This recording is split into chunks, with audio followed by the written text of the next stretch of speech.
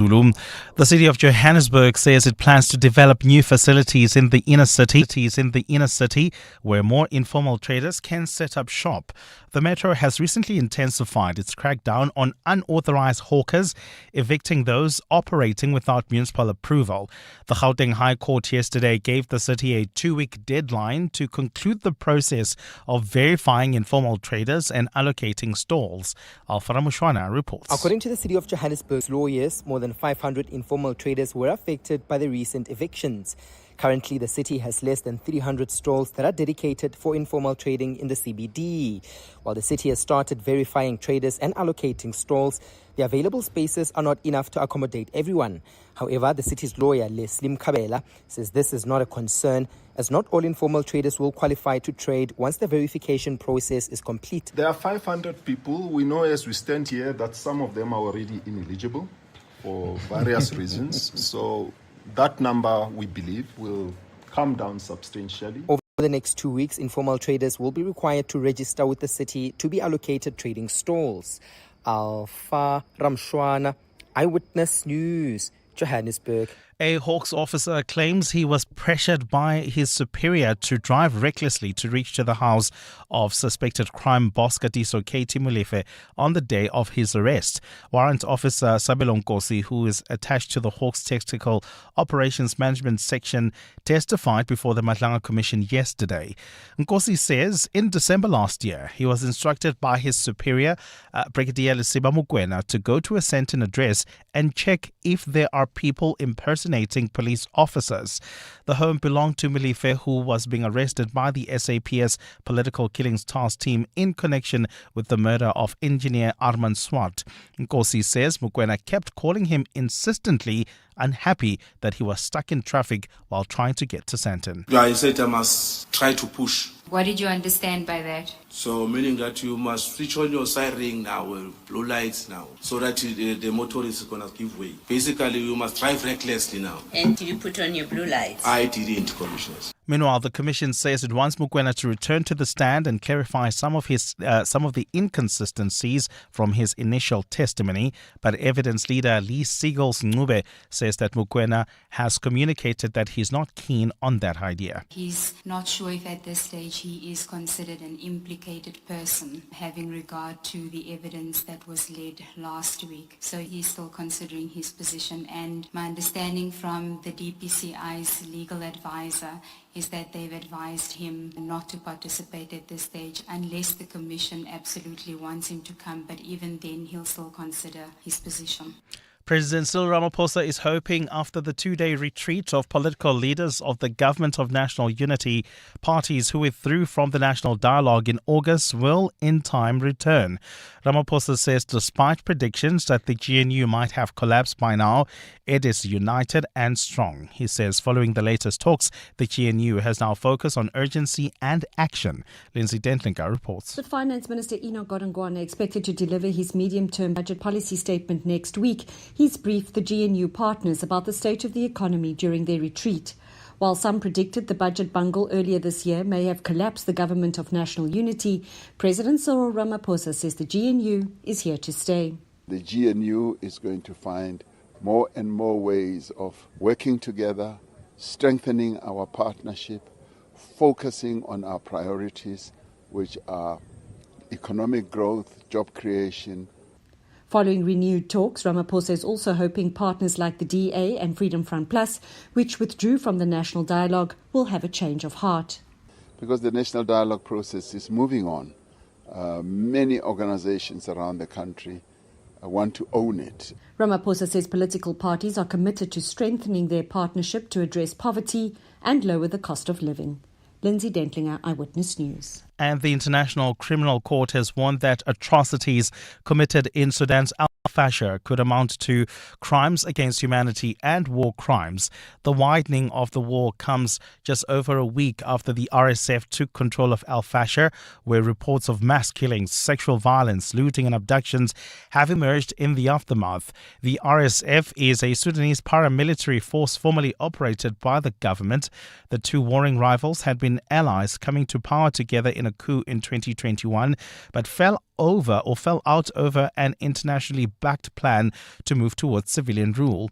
The conflict between the paramilitary and the regular military has killed tens of thousands of people, displaced nearly 12 million, and created the world's largest displacement and hunger crisis. The ICC's prosecutor's office yesterday voiced concern over reports of mass killings, rapes, and other crimes in Al Fasher, warning that such acts may constitute war crimes and crimes against humanity. Gold is trading at $3,994.06 an ounce. The rand is at 17.34 to the dollar, 22.76 to the pound, 19.96 to the euro. Brent crude oil is at $64.69 a barrel. And in the traffic, we've got delays on the M1 North between Boyson's Road and the Crown Interchange. There's also queuing traffic along the R24 East approaching the Kilulis Interchange. And in your sport, hundreds of fans expected to welcome the Proteas women home at R Tambo at 4:30 this afternoon. Sunderland's up to 4th in the Premier League after a 1-1 draw with Everton. Arsenal without Gyökeres for tonight's Champions League clash with Slavia Prague. And an upset at the WTA Tour Finals as second seed Swiatek is beaten by Rybakina. A partly cloudy day in store for Gauteng with afternoon isolated showers and thunder showers expected. Johannesburg starting at 15 degrees, peaking at 18. Pretoria 15 and 20. Vereeniging 16 and 22. The top story in EWN this hour. The city of Johannesburg says it plans to develop new facilities in the inner city where more informal traders can set up shop.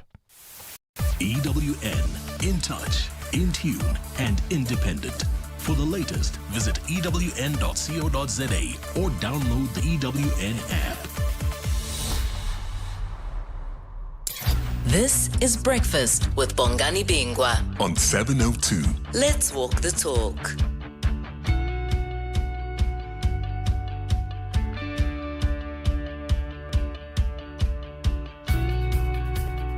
Eight minutes after 6 o'clock, welcome to 702 Breakfast. My name is Bongani Bingwa. Good morning, 702 land, wherever you are listening to us from this morning.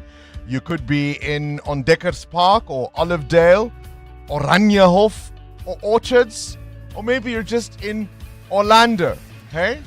Or Lievenhoutbosch. It doesn't matter. Wherever you are listening to us from, you're part of our 702 family. As always, I'm with my colleagues, an entire team behind the scenes, the producers Siamtanda and Bapelile taking your calls and your WhatsApp voice notes, KG starting the clock and finding ARB songs for us to listen to, no matter. Mukhelang Ramela is here to tell us what's happening on our roads, and Mutewa will move your money. Good morning, good morning, good morning. My name is... This is Breakfast with Bongani Bingwa on 702. Let's walk the talk. You know, when KG tells you you're talking too much without telling you you're talking too much. I like how he does it. He just plays the music. I'm in control. Hey, don't you forget it. You know, it may be called Breakfast with you, but I'm pressing the button. Hey, who are you? All right, on our menu today, by the way, we're streaming live all of this madness on our YouTube page. You can check us out there. On our menu today, we want to look at what's been unfolding in Parliament as SCOPA, the Standing Committee on Public Accounts in Parliament, looks at the Road Accident Fund. It's flat broke. It's flat broke, the Road Accident Fund. Liabilities of something like 500 billion rand. There's also an allegation that they tried to bury 230 billion rand in claims. They made the process so onerous and difficult, it became impossible for most claimants. Then they would change the rules. Now you can go directly. No, now you can't. Now you need a lawyer. Now you don't. And what happens now to all those people with valid claims? Forget the toxic leadership. Forget the billions in irregularities. I think I read a headline the other day, Mateo, you may remember this, where someone was saying the RAF presents as much, if not an even bigger danger to the fiscus than Eskom did at the height of its issues, right? Yeah, no, I remember that particular headline. I mean, these particular scope of meetings have shown just how many times they've flouted accounting standards. Cook the books. and hide that 500 billion, the way that the money moves in and out, even for procurement purposes internally there. I remember we had a marketing conversation where they completely changed some branding that cost them a whole lot of money. So things, And then they were stuck with the marketing material. people are just doing what they want there. So they cooked the books to serve a putrid dish. What happens to those who must eat it? We'll speak to the Association for the Protection of Road Accident Victims. And then the big interview. You may remember, of course, when President Cyril Ramaphosa and that high-level delegation went to the White House, only to be shown fake news videos. What was central to Trump's challenges about South Africa? A so-called white genocide. Well, he's now targeting Nigeria, Africa's other big powerhouse, and he's even threatened military action. Now, do you remember the Chiboko girls? Remember even Michelle Obama posted with that poster, a photograph of herself, "Bring back our girls." That was the big thing in 2013. Those girls were never brought back. Boko Haram has been an absolute menace in northern Nigeria. There are lots of complex issues to unpack as far as those conflicts. Nigeria is a complex country with an incredibly difficult history, but it is also one of those countries that has managed to live in diversity in terms of its population. And some of those fights are not based purely on religion. Climate change is a factor. All sorts of things. Philip van Niekerk is the editorial director of Scroller Africa, and he'll be our big interview this morning. How you deal with a Trump White House, an administration that spends billions in intelligence gathering but seems willfully ignorant of the realities on the ground that they speak of. Is it then deliberate? And how does one respond? I mean, it was quite extraordinary to read what Donald Trump had tweeted over the weekend, or what he tweeted over the weekend, and what he threatened for Nigeria. It really is quite extraordinary. How do you deal, if you are President Tinubu, with a Trump who's tweeted a fast, vicious, and sweet military invasion? Those are the things he is threatening. That's our big interview this morning. And then we'll tell you about a new Netflix crime comedy, BK and Pinky, breaking out. And we'll speak to Kudi Maradzika, who is a screenwriter, director, producer, and performer, who'll join us in studio just before 9. You're with Bongani Bingwa. 7:02 weekday mornings, 6 to 9 a.m. 13 minutes after 6 o'clock. If you've just joined us, you are listening to 702 Breakfast. Welcome to our program. One of the things I wanted to ask this morning, and it's a really, really tough one, and I don't know if you've been in this situation. I'm going to play you a clip that comes out of the Madlanga Commission of Inquiry, where a warrant officer was being questioned and giving testimony. And it turned out to be a bit of a funny moment, right? They're calling it the funniest day at the Madlanga Commission so far. This is in part thanks to Warrant Officer Sabelo Nkosi and his, shall we call it, creative take on the English language. He was talking about Hawks officers from the Tactical Operations Section, and how they were pulled from a life-threatening assignment in the Northwest to go to the Santon home of Katiso Katie Mulife in December. He went on to say that a certain Captain Barry Kruger didn't have, shall we translate it, the gumption, right, to stand up for himself when he was redirected to verify the police presence at Mulife's house. It's a little convoluted from how I'm explaining it, but I'll play you the clip and it'll make sense soon enough. But as you listen to it, I want to know from you, have you been in that situation? And this is not necessarily about English, by the way. It could be your own vernacular, mother tongue. You've been in a situation where you're expected to speak with some degree of formality in a language you do not usually use, right?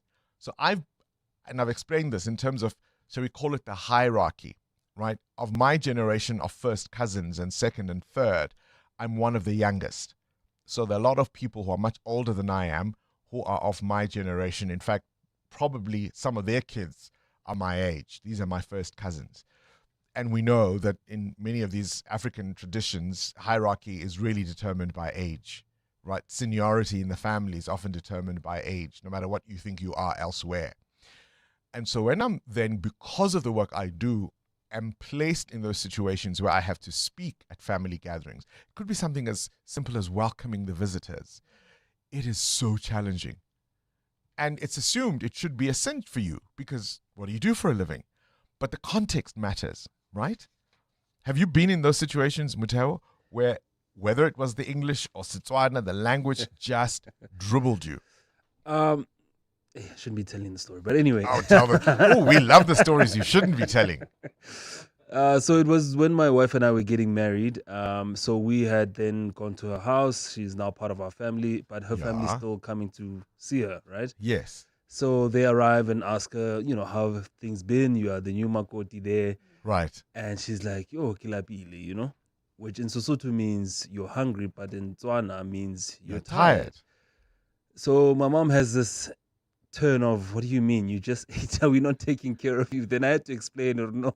That's not what she means. What she lost in translation. Yes, what she means there is that, she's tired. It's been a long process, but it doesn't mean that we're starving her. Right. Do you remember how many journalists had to figure out why a tavern in the Eastern Cape would be called Enyobeni? Yes. Right? Because in Gauteng, we're talking a very different thing from how it might be understood in the Eastern Cape. Amo? I'm thinking about a moment when I had to speak, especially to the elders, because usually if it's just us kids or young ones, we are okay with each other. Yes. Guys, welcome to my home. Please sit down. I'll offer you. Do you want a drink? Do you want a cup of coffee? But when it's the elders, you have to have a certain, degree of respect. You can't just be like, guys, welcome, hello, sit down. So it's a speech. It's the speech, and then it's also the respect, like how you put your words together. You have to have a speech. You have to use some kind of idiom or two. It's a whole complicated thing. Or you're asked to pray. And the language just dribbles you. I think that's better, but sometimes it's also it's also being funny to an older generation in your language. That can be quite tricky. It can go pear-shaped. All right, let's listen to Warrant Officer Sabelo Nkosi yesterday. So I presume that it was those type of people came to me and greeted me like exchanging fist. I don't know if it's a correct word. Yes, bumping fists, yeah. Yeah, bumping fist. Yes. I'm going to use another word now. I don't know if there is a common word. Like, it didn't have balls. That is the common word that we... Because you might arrive there and then hear the bullet, now they are mooring you.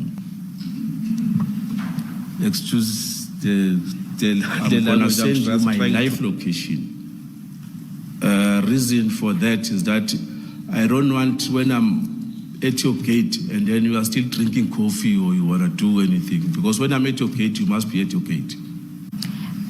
Why did you park on the side of the road? I was waiting for an answer now.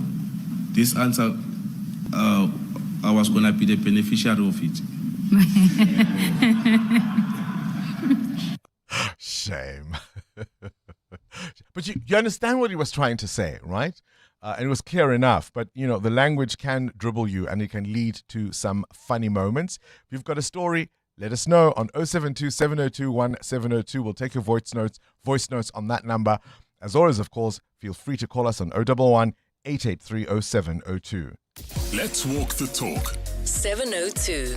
We had this conversation, of course, some weeks ago, the city of Johannesburg and informal traders. That matter came to a head yesterday at the Gauteng High Court. The city given a 2-week deadline to conclude the process of verifying informal traders and allocating stalls. And as you heard in Eyewitness News, one of the things that has been made clear is that if you are a foreign national and you are undocumented, well, I'm afraid you are not going to be able to have a stall in the Johannesburg CBD. I want you to now listen to one of the informal traders, one Okezi Okafor, who says that this is not about business as far as he is concerned, but it's an anti-foreigner campaign. It is an anti-foreigners campaign which has been carried out by major political parties like ANC, Operation Dudula March to March, Action SA, and ETCs. So, by saying this, the structures of the government, we are not there. We are traders, we are not politicians. We do not make any of these laws. We do not issue the smart card and permits by ourselves. Rather, the city issued them to us. Now, what we understand is that whenever there is change of mayor in the city of Johannesburg, a new mayor came with his MMCs like economic development and councillors. And now, when they come, we are not sure if they do study the bylaws of the city, whereby there are informal traders. All right, so that fight obviously still not entirely over. The 2 weeks that the city has been given, will they make the deadline? We'll keep an eye on it. Breakfast with Bongani Bingwa on 702. Let's walk the Mateo, you've got a question of your own? Yeah, I want to know this morning, name that one brand that you knew for one thing, but they now have a whole array of offerings that you've also fallen in love with. I'll talk about Pick n Pay. We always knew Pick n Pay to be a grocery store. But I tell you what, if you've got kids younger than, because they start having opinions, I suppose, from about 12, 13. But anything younger than that, best place to buy your clothes. Pick n Pay clothing. Pick n Pay clothing. Wow. If you've, 3-4-year-olds don't have opinions about what they look like. You good. There it is. That's the one. I'd say Mr. Price, particularly because of the home section now. Mr. Price Home. Yeah, and it's not just like your home furniture, like your, linen and whatnot. They also have nice things like books, stationery that can actually match your kid's bedroom design, toys. It's like a whole... Nice deco stuff. Those little trinkets. Yeah. When are we coming over again? I'm curious about what prompts that question. 702. Weather. 23 after 6 today. A partly cloudy day in store for Gauteng. Afternoon showers and thunder showers expected. Temperatures maxing at 18 degrees for Johannesburg, 20 for Pretoria, 22 for Vereeniging. EWN Traffic. This EWN Traffic is brought to you by Outsurance. SMS out to 451442 now and you could save on your car insurance. If you don't, ask them for 500 Rand. Well, traveling on the N1 North, we've got delays between the N12 exit and the Deep Cliff interchange. Peak time delays there. There's also queuing traffic along the Golden Highway. This is due to roadworks taking place along the route. Several sections of the road are closed off to traffic. That's for long-term roadworks, so please be patient along this route. While traveling on the Mike 1 North, delays between Boysons and Car Street. Peak time pressure there. We'll have more updates for you, but if you come across anything else, we're on X at EWN Traffic. There's more EWN on air, online, and on the EWN app. The Outsurance pointsmen know that every car on the road carries a story. There's a car with a parent shuttling his kids, with a back seat full of chatter, laughter, lunchboxes, and lost shoes. The Outsurance pointsmen know it's not just a car in traffic, it's a regular yet special slice of a family's life. Every story is different and every story matters. That's why the Outsurance pointsmen have been doing what they do since 2005 in proud partnership with 702. Outsurance is a licensed insurer and FSP. The unexamined life is not worth living. Socrates' timeless wisdom reminds us of the power of introspection. At Plus 94 Research, we delve deep into data, uncovering insights that drive meaningful decisions. Our scientific methodologies transform questions into clarity. Don't just operate, understand. Don't just guess, know. Plus 94 Research, the science of decision making. Hi, this is Carol Shabalala, Hollywood Bets brand ambassador. It's more fun when it's for fun. Playing responsibly is always a winning strategy. If you or someone you know needs help, call the South African Responsible Gambling toll-free counseling line on 0800 006 008 or WhatsApp help to 076 675 0710. Hollywood Sportsbook is a licensed betting operator. Hollywood Bet supports responsible gambling. No persons under the age of 18 years are permitted to gamble. Winners know when to stop. Who says everyday driving can't be très chic? Rent premium with Sani 6 now. Own the stylish Citroen C3 later. Yes, that's 3 cars, 3 months, 3 chances to say ooh la la. Just book directly on sani.co.za. Call us or rent at any branch between 1 November and 31 January, and you're automatically entered into the draw. Bon voyage with Sani Sixt and Win. T's and C's apply. At Auto & General, we understand your business is built on more than just vehicles. It's your stock, tools and equipment, and the premises where you work. Auto & General Business Insurance is designed for businesses like yours, protecting your assets against fire, theft, storms, and other unexpected events. To protect your livelihood, visit autogen.co.za and get an obligation-free business insurance quote. Auto & General, never not there. Auto & General is a licensed non-life insurer and FSP. T's and C's online. Start your day with Bongani Bingwa on 702. Let's walk the talk. 26 after 6 o'clock. Things you need to know at this hour. As I say, the Joburg High Court ordering the city of Joburg to fast-track the allocation of trading spaces and permits for street vendors. This must all be completed by the 18th of November. The new week of hearing kicks off with the Deputy Police Minister Pauli Bushielo set to testify before the ad hoc committee investigating those claims made by Nhlanhla Mkhwanazi in KZN. Chaos has erupted at Tanzanian airports. Hundreds of passengers stranded across the country following President Samia Suluhu Hassan's contentious re-election. Remember, she won 97% of the vote. When it's that ridiculous, you know something's wrong. She locked up a lot of opposition politicians, banned others, and of course, landslide isn't even the word. And so domestic flights cancelled entirely. Many international travelers facing uncertainty with a communications blackout as protesters block roads. It was on this day in 2008, Barack Obama made history as he was elected the 44th president of the United States, becoming the first African American to hold that nation's highest office.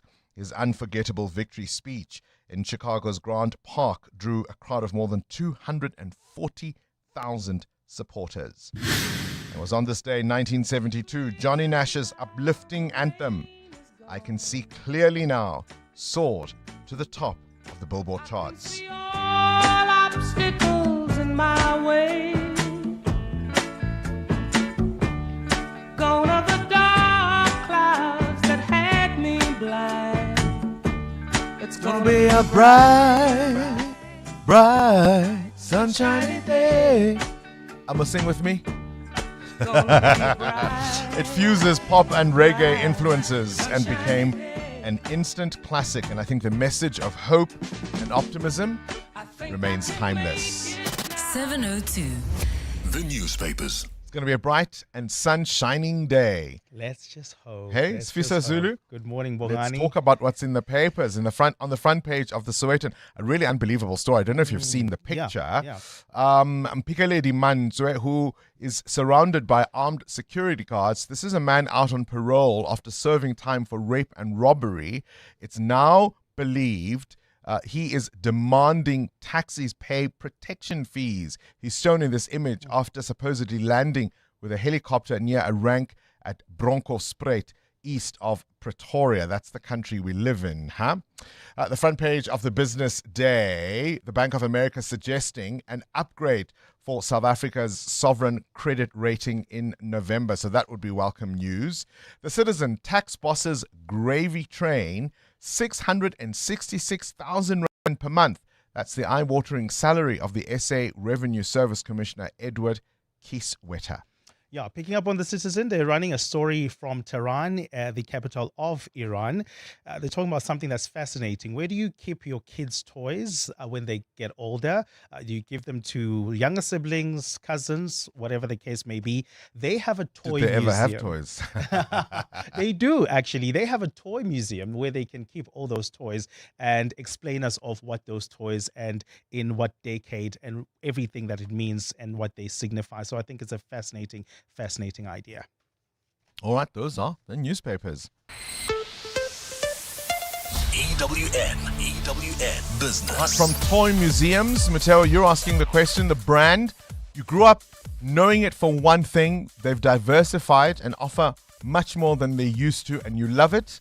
A food retailer that's gone into clothing, I think Pick n Pay would qualify now. A cell phone maker that now offers watches, music platforms, etc.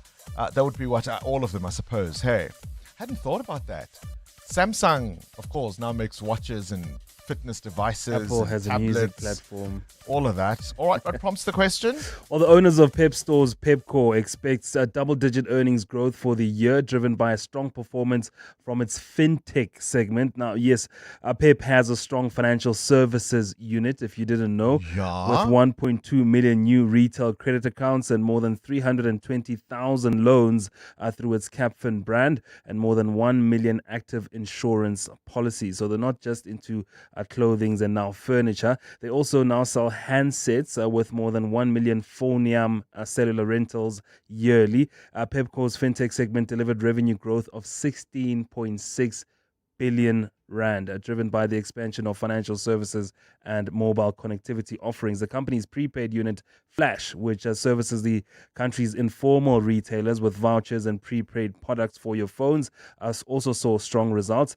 The clothing and furniture retail unit anticipates headline earnings per share, a profit measure in South Africa, to rise by between 10 and 20%. What it's known for, the clothing revenue increased by 8.9%, while the furniture, appliances and electronic segment also saw sales growth. So I'm having a big internal joke because I'm looking at your script and my first thought was phony yam? Phonium. Phony AM?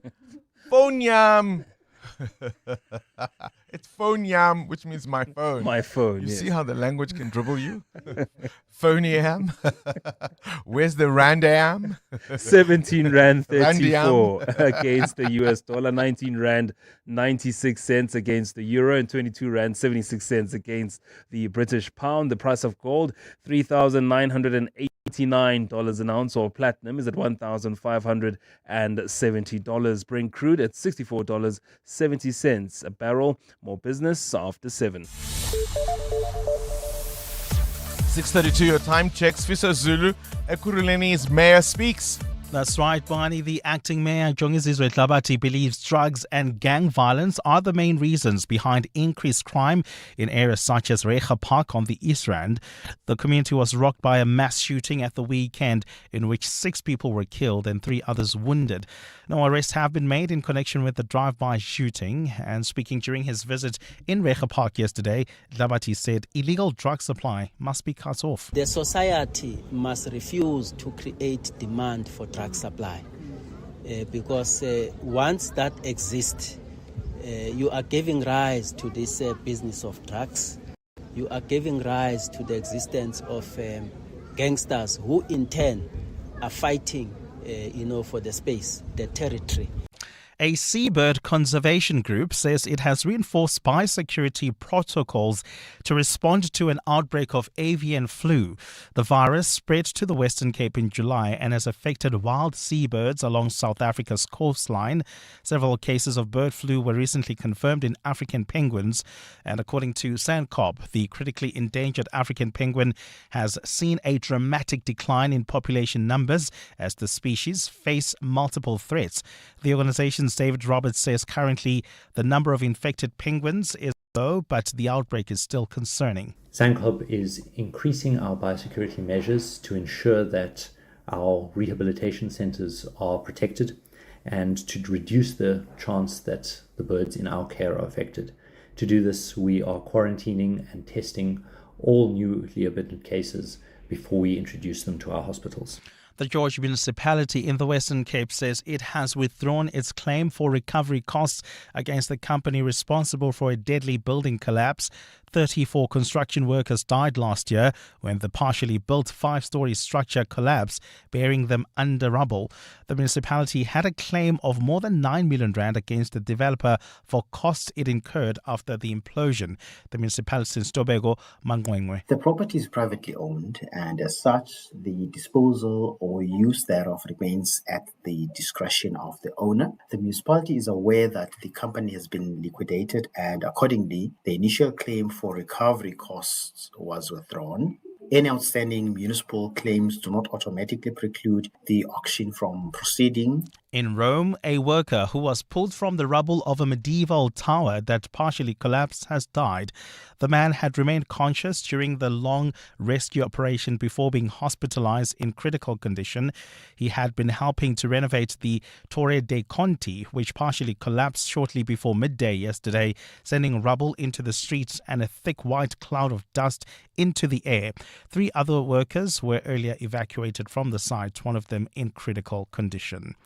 A partly cloudy day in store for Gauteng with showers expected. The temperatures are at lows of 15 and 18 degrees, peaking at highs of 20 and 22. And in the traffic, we've got delays on the R80 stop and go between the Hairpin Bend and Eskom Patlele Drive. There's also queuing traffic along the N1 South. This is between the Brakfontein Interchange and Olifantsfontein Road. The top story this hour, acting Ekurhuleni Mayor Jongizizwe Hlabati believes drugs and gang violence are the main reasons behind increased crime in areas such as Reiger Park. Part of the 702 family. My name is Iwet Machinya Tsimbi. I'm from Deep Kloof Phase 3. I've listened to 702 since 1980, when it was still Channel 702, when it was still a music radio station. Till today, I still listen to this station. I get the information from this station. I get empowered. I get to be informative. Thank you, 702, and keep on rocking. Welcome to our 702 family. Let's walk the talk. Corporates That Care promotes and encourages corporate leaders and all citizens to walk the talk for a better South Africa. Catch Corporates That Care this Wednesday, 10 to 9, featuring Hipia. Their CEO, Gift Nguna, will be in conversation with us, and we do this every Wednesday to highlight efforts of companies and brands dedicated to building our country. Corporates That Care is a Prime Media Cares initiative with 702 and Prime Media Outdoor. Let's walk the talk and together make a difference. PSG Asset Management sees opportunities others have missed. Like that stock, once up, now down. We thought good price and started our in-depth research there. Turns out it was a quality undervalued company working hard to restore market confidence to deliver soaring returns when they did. Because for us, a good price is just the beginning. To partner with us, contact your financial advisor or visit psg.co.za. PSG Asset Management Pty Limited is an authorized financial services provider and part of PSG Financial Services Group, a licensed controlling company. Hey, Laura. The unmistakable voice of jazz and soul returns to South Africa, Gregory Porter. Join the 2-time Grammy Award winner for 3 intimate performances now at Teatro Monte Casino on the 20th, 21st and 22nd of November. Don't miss one of the greatest voices of our time, Gregory Porter, live. Book now at showtime.co.za. 702. WhatsApp Bongani on 072 702 1702. Good morning, Bongani and team. Bongs, it's very sad what's happening, especially with RAF and RAF. People chowing the money there, cooking books. And the big question is now, as broke as it is, what happens with the people that have valid claims? And who gets arrested? I mean, we've seen these things. We can hear about corruption there and people have stolen billions. But why are they still walking on the street? Are they been built a new prison that they would go? And I don't know, it's frustrating. The leadership that we have, no one goes to jail. People are stealing millions. Oh,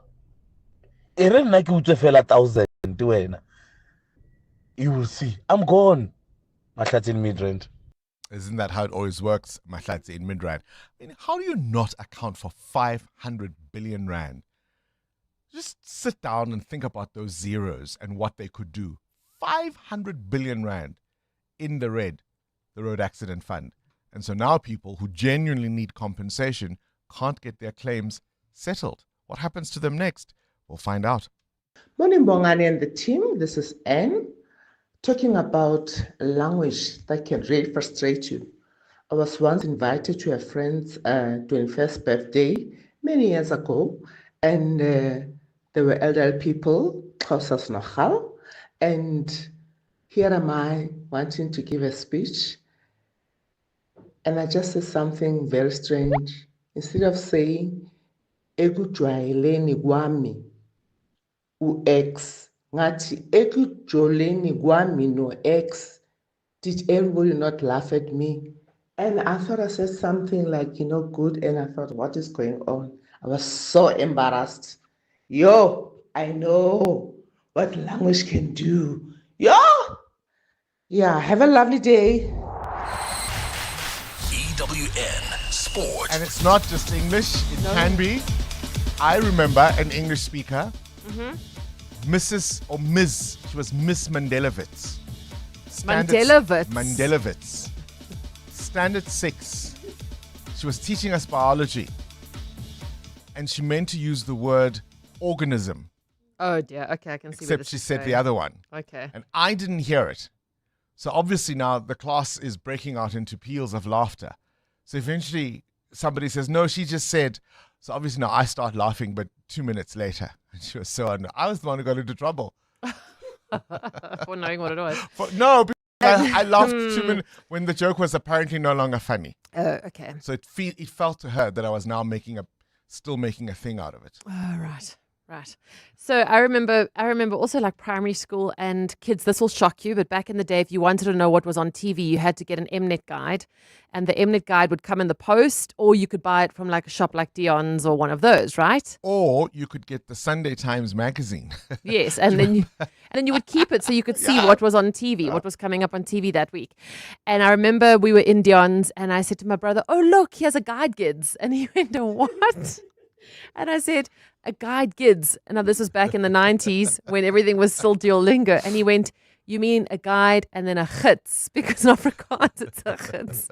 And I still think about a guide, kids, like so often. I grew up with an uncle who used to work in Cape Town, and he would always talk about having worked all these years. He worked for a Blue Ribbon Bakery, and he worked in Cape Town Citystad. Cape Town Citystad. And the first time I went to Cape Town, I saw City. And then Stad. I was like, oh. Cape Town Citystad. Oh, how Biggest funny. joke in my family. How All right, funny. let's talk Proteas women. Right, they'll walk through Tambo at 4:30 this afternoon. Let's hope everybody gets down to support them. They're returning from their World Cup with silver medals. And the men are also in action today. They're playing Pakistan. It's a first ODI, 2 years out from a World Cup, so it kind of feels like a bit of a nothing ODI, but it's always good to start blooding the young ones in, right? Proteas batsman Matthew Breetzke. We don't have much stats on this ground. Obviously, there hasn't been much international cricket being played here, so I think for us it's going to be adapting quickly to the conditions. We'll have to assess those first 10 overs with bat or ball and take it from there. Foreign conditions to us, so cricket-wise we've taken a bit of learning from that, but in terms of the hospitality and things like that, it's been really good. First ball scheduled to be bowled at midday. In the Premier League, Sunderland came from a goal down to draw with Everton 1-1. Shaka cancelling out in Dyer's opener. The result moved Sunderland to fourth on the table. In the Champions League tonight, Arsenal are away at Slavia Prague. Boss Mikel Arteta gave this update on Victor Gyökeres. No, he's definitely not available. He hasn't trained today, and we need to do some more tests and scans in the next few days to understand the extent of the injury, but this game is not available. Selected fixtures: Liverpool, Real Madrid, PSG welcome Bayern Munich, Juventus host Sporting, Spurs against Copenhagen. At home, Skikoniken go top of the table if they beat Richards Bay tonight. Chiefs are hosting Orbit College, Chippa against Magesi, and Amazulu plays Polokwane. At the FIFA Under-17 World Cup, a 10-man South Africa opened their campaign with a 3-1 win over Bolivia. They play Qatar on Thursday. The Springboks take on France on Saturday, the first time the world champions are in Paris since winning the Rugby World Cup. Assistant coach Felix Jones. Yeah, well, I think I wouldn't say any single test match is bigger than another one. I mean, there's been some big games for us this year in that we played against New Zealand. We've lost a test match against Australia at home. We also have Italy after this game, Ireland later, and Wales later in this series as well. So for us, every test match is massive. Every time we're representing South Africa, it's huge. And at the WTA finals, this is group stages, unlike the men's Paris Masters last week. Bongani Bingwa are coming from a set down to beat the second seed Swiatek 3-6, 6-1 and 6-love. And in the other game, Anisimova beat Keys. Cindy Paluta, Eyewitness News Sport. Business Outsurance are experts in business insurance for real estate agencies, law firms, computer services, and more.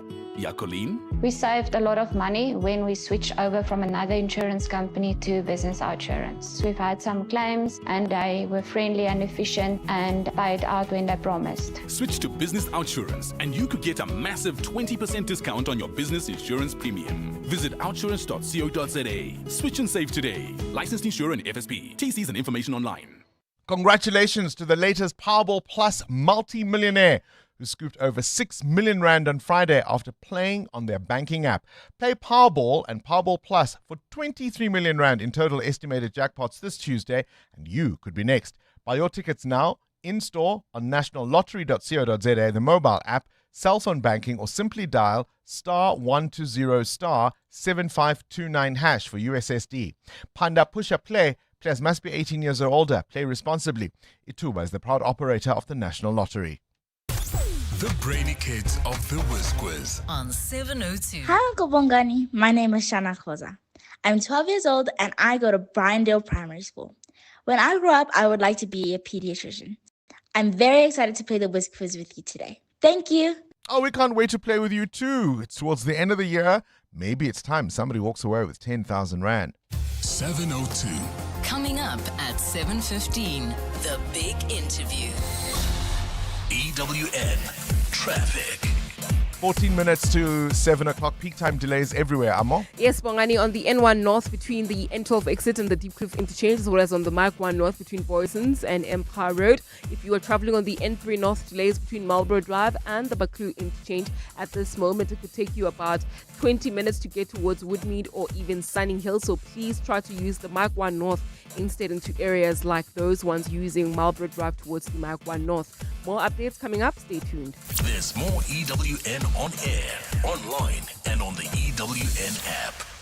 Ready to sell your vehicle? We Buy Cars goes above and beyond to make it simple, quick, and rewarding. Sell your car, bike, boat, or bakkie for a great price with instant payment.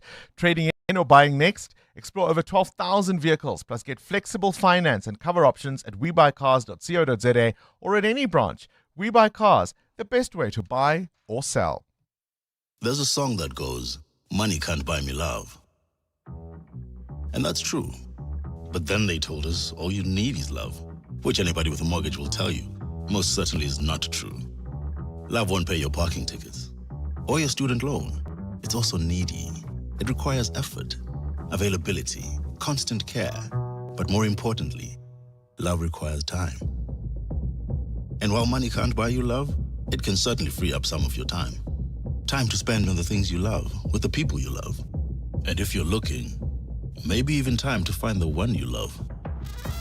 That's why, after 50 years of investing, we've learned that time is the greatest gift of all. And the good news is, if you invest early, time gives you money. And then money gives you more time to do the things you love. And don't you love that about investing? Ellen Gray, long-term investing. Ellen Gray is an authorized FSP. Join us. Let's walk the talk. This is 702. Good day, Bongos. Good day, 702 Lenders. Abraham in Florida. Bongos, with how America operates, we've come to learn that whenever they announce something, you need to look properly and assess whether what they are saying makes sense or not. But in most instances, it's about under the underlying factors, right? So we've seen with South Africa, it was more about the International Court. We've seen with Iran, we've seen with Iraq. They've always intervened where they've got something to benefit. For Ukraine, it was more about the minerals. So with Nigeria, it's about their capability to produce fuel for themselves, right? So Dangote refineries has just announced that they will be able to produce 1.4 million barrels of fuel every day when Bongos, every day. Yeah, but the US produces more oil than Nigeria, so I'm not sure if that argument necessarily holds. I mean, let's have a listen to US President Donald Trump making the waves on Nigeria. They're killing record numbers of Christians in Nigeria. And they have other countries very bad also. You know that part of the world, very bad. They're killing the Christians and killing them in very large numbers. We're not going to allow that to happen. That is the US President Donald Trump. We'll talk about that with an expert after 7. Who is the whizziest of them all? It's the Whiz Quiz on 702. All right, let's give away some cash, shall we? 10,000 Rand up for grabs. 10 questions. I need 10 correct answers in 60 seconds. Otherwise, it's $100 for each correct answer. Today, we're playing with 12-year-old Shana, who goes to, is it Brindale Primary? Shana, are you ready to play? Yes. Yes, we like the confidence. KG, start the clock. What is 15 plus 13? 15 plus, pardon? 15 plus 13. 28. Correct. Complete the title of the Lion King song. Can you feel the what tonight? Love. Correct. The word application is shortened to which 3-letter word? App. Correct. True or false? Venus is the only planet in our solar system that rotates clockwise on its axis. False. It's true. What gas do we breathe in that our bodies need? Oxygen. Correct. Which planet with rings is the 6th from the sun? Saturn. Correct. Which South Africa province borders on Zimbabwe? Is it the Northwest or is it Limpopo? The Northwest. It's Limpopo. Which country is a neighbor of Italy, France or Greece? France. Correct. Spell the word beauty. B-U-A-O. It's B-E-A-U-T-Y is the word beauty. And Shana, that means you walk away with 600 Rand. 6 correct answers is what you got. 6 out of 10 is not bad. Well played. If you rate 10 to 13, send us a WhatsApp voice note to 072 702 1702. Tell us why you want to play. We'll be calling you. The Brainy Kids of the Whiz Quiz on 702. So in the next hour, we've got What's the Question, brought to you by Outsurance. 3,000 Rand is up for grabs. So for 1,000 Rand, send us an answer based on anything you heard in the show that you found interesting. WhatsApp us your name and that answer to 072 702 1702. Later, someone will ask a question to get your answer. And for their troubles, we'll give them 2,000 Rand. Now, SMS out to 45142 now, and you could save on your car insurance. Current events, developing stories, tough questions, your voice making a difference. This is Breakfast with Bongani Bingwa. So is it compensation or charity?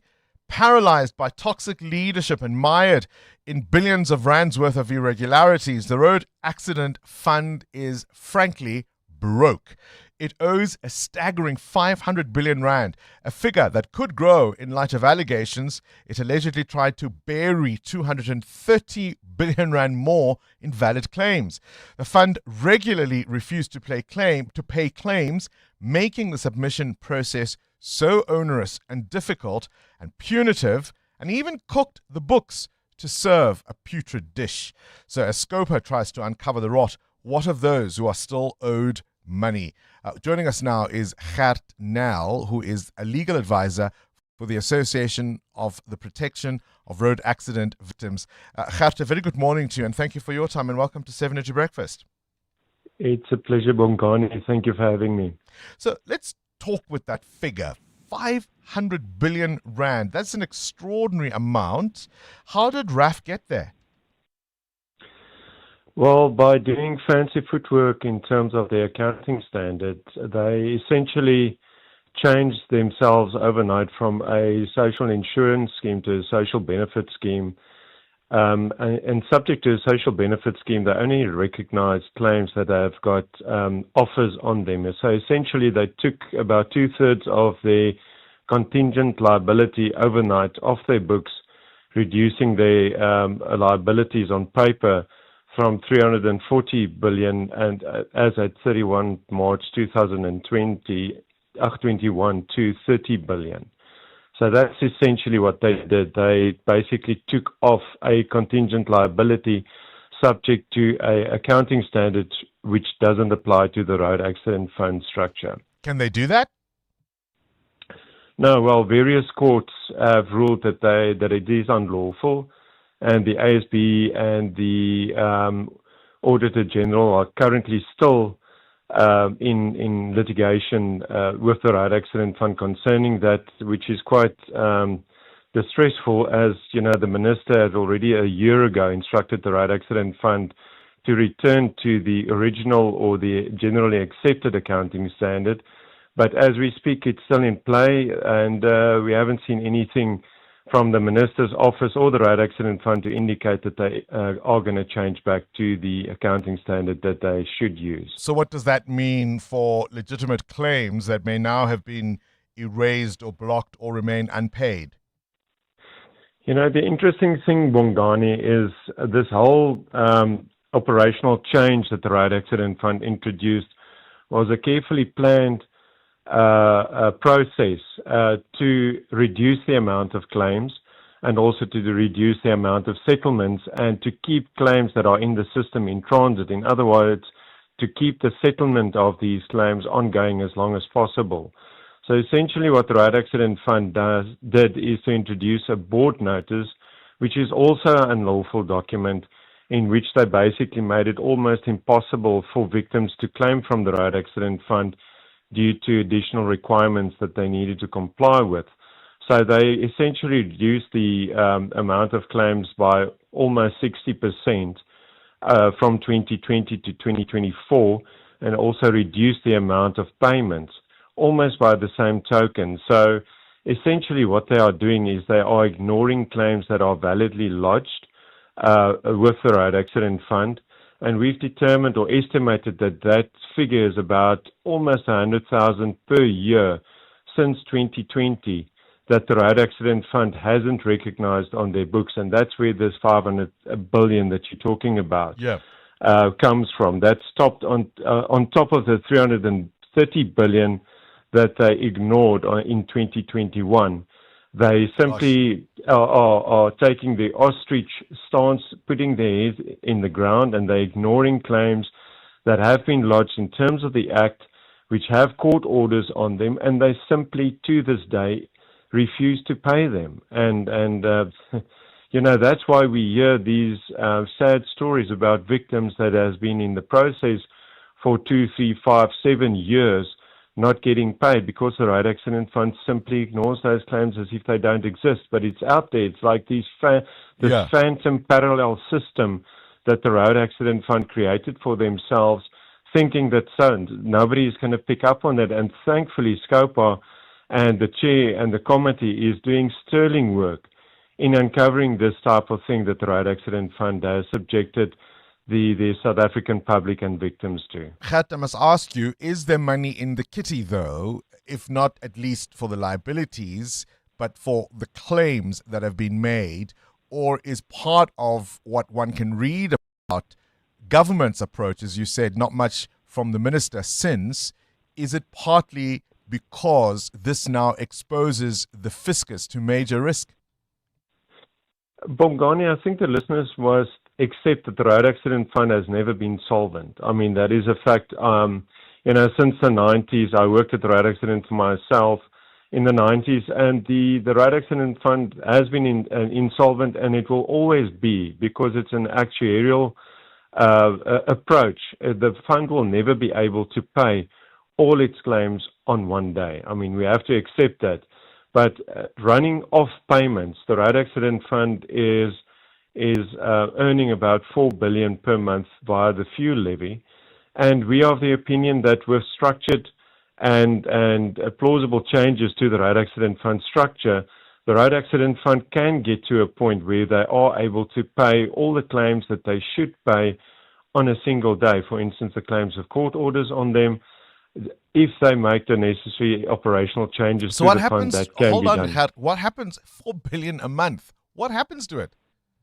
Well, I must tell you, Bongani, one good thing is since the new interim board has been appointed, we must say that the board has made efforts to ensure that those payments, as is, go back to the victims. And I must say, it's the first time, and it's so refreshing in about 5 years that the Road Accident Fund has actually made an effort to ensure that everything they earn goes back to the victims, as opposed to what we hear on a weekly basis from the Road Accident Fund that has been happening over the past 5 years, that absolutely nothing or very little has gone to the victims, and the rest has gone to parties and all sorts of other interesting stuff that we learn about in Scopa, as the witnesses testify. All right, Khartnel, I appreciate your time. Legal advisor for the Association of the Protection of Road Accident Victims there on the line. Can you imagine you've lost perhaps life and limb? Maybe you have been affected really badly. You've lost loved ones. Money is tight. Breadwinners are gone. And these guys are having parties. They're having parties. And the money, you are told, isn't there? Goodness me. 702. Coming up, the big interview. The Trump White House accused South Africa of a white genocide, and now Donald Trump is warning Nigeria about a Christian genocide. In fact, even threatening to invade the country. What does this all mean? Up next.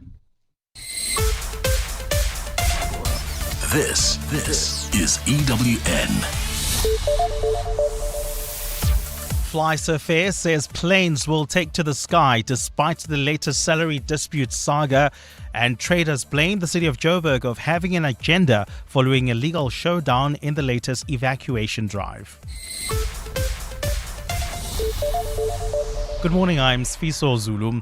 FlySafair has reassured passengers that flights will continue as scheduled as wage negotiations with the South African Cabin Crew Association continue. The association, which represents 65% of the airline's 800 cabin crew members, is still reviewing the airline's latest offer, which includes a 5.7% salary increase and monthly allowances. FlySafair's Kevin Gordon says wage talks reached a deadlock last week. Unfortunately, negotiations are still ongoing. Unfortunately, the parties didn't finalize the settlement yesterday. They did have some very constructive engagement, but unfortunately, they didn't manage to sign anything. He says negotiations and conversations are continuing. Unfortunately, the deadline for the employer-initiated work stoppage has now passed, so that commenced as of midnight last night. But I think what's really important to emphasize is that our full roster is fully protected, with all scheduled flights covered by non-unionized crew members and, of course, by unionized crew members that have already accepted the company's offer. So we expect absolutely no disruption to flights this morning. Crew have already arrived for the morning departures, and things are looking good. Some informal traders in the Johannesburg CBD have described the city's operation to regulate the informal trading sector as a campaign targeting foreign nationals. The High Court in Johannesburg yesterday ordered the Metro to expedite the process of verifying traders and allocating stalls in designated areas. The ruling follows a court challenge by the Socio-Economic Rights Institute of South Africa after the city evicted unauthorized traders operating outside approved zones. Alfra Mushwana reports. The city of Johannesburg believes that informal traders who operate wherever they choose have contributed to the decay of the CBD. But Okezi Okafor, an informal trader in the inner city, says he doubts the Metro's operation is genuinely aimed at regulating the sector. We understand that what is happening today is gone beyond the relationship about informal traders. It is an anti-foreigners campaign which has been carried out by major political parties. Another informal trader, Thokozani Ndlovu, says she supports the city's decision to clean up the CBD, but wishes the process had been carried out in a more orderly manner. The city is dirty. I don't want to lie to you. It's dirty. And I was happy that if they are cleaning, but not like they are cleaning us. They are not cleaning the town. Gauteng High Court has given the city 2 weeks to conclude the verification of informal traders. Alpha Ramshwana, Eyewitness News, Johannesburg. A senior Hawks official has been grilled at the Madlanga Commission over dispatching officers to the house of suspected criminal boss Katiso Katie Mulife during his arrest. Dumsani Mboto was in the hot seat yesterday. Proceedings focus on the events of December 6th last year when Hawks officers showed up at Mulife's house while he was being arrested by the SAPS's Political Killings Task Team. Tabiso Goba reports. Divisional Commander of the Hawks National Priority Offences Operations, Dumsani Mboto, says his intention was not to interfere with the work of SAPS. Mboto says he received a call and a sent in address from his boss and the head of Hawks at the time, Godfrey Lebia, to verify whether a legitimate police operation was taking place at the Sandton home of suspected criminal boss Katiso Katie Molifi. Evidence leaders grilled Mboto over the fact that his officers stayed for about an hour at the scene after confirming it was indeed a legitimate police operation. I don't understand why they were still there. I'm not really worried because there could be a reason that they possibly have that I don't know. Mboso says he only learned much later through the media that the home he dispatched his officers to belonged to Molifi. Thabiso Koba, Eyewitness News. Government of National Unity leaders say following their two-day retreat with President Cyril Ramaphosa, the coalition is more cohesive, determined and focused than ever before. Some leaders had, since the budget and national dialogue impasse, complained that Ramaphosa had not convened meetings with them to iron out sticking points. The gathering has now also adopted the terms of reference for the clearinghouse, which is the dispute resolution mechanism for the GNU. Freedom Front Plus leader Cornel Mulder has described the discussions as constructive. And we hope that these meetings will now happen more regularly. But I think in general it was constructive, it was positive, and the Government of National Unity is focused on the way forward. Reflecting on the work of the last 16 months, Patriotic Alliance leader Gayton McKenzie says there were no holds barred. We were straightforward. We recommitted ourselves to solidify the GNU. UDM leader Bantu Olomisa says reviewing the journey travelled since the establishment of the GNU, the coalition is still on the right track, but there are urgent matters that still require attention. We need to look into areas where the people are hungry. We also raise concerns about the state of security forces in the country. And the Good Party's Brett Heron says he's encouraged by the coalition's pledge to deal with the gravity of food security and water shortages. It was important for party leaders to spend some time together in an environment like this where we tackled really difficult issues.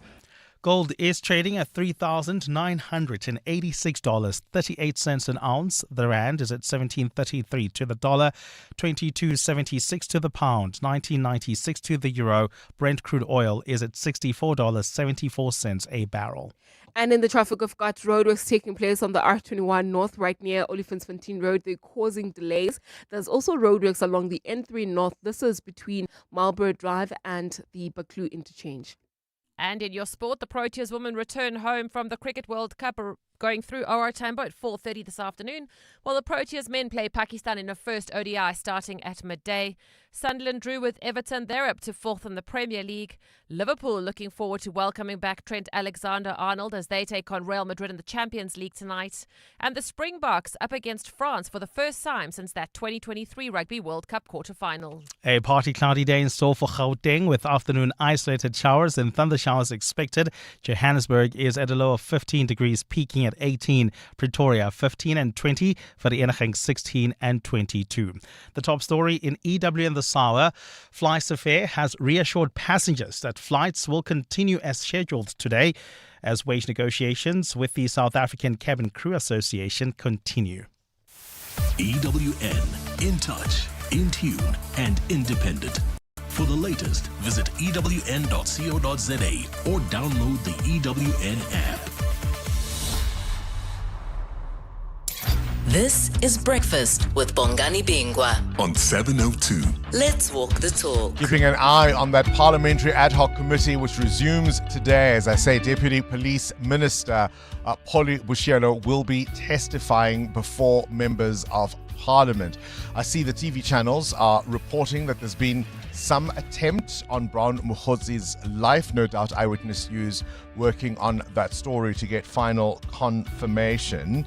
Earlier, I told you it was on this day in 2008, a fired-up crowd greeting then Senator Barack Obama, delivering that line that would echo across the world. Do you remember the moment of "Yes, we can"? For when we have faced down impossible odds, when we've been told we're not ready, or that we shouldn't try, or that we can't, generations of Americans have responded with a simple creed that sums up the spirit of a people. Yes, we can. Yes, we can. Yes, we can.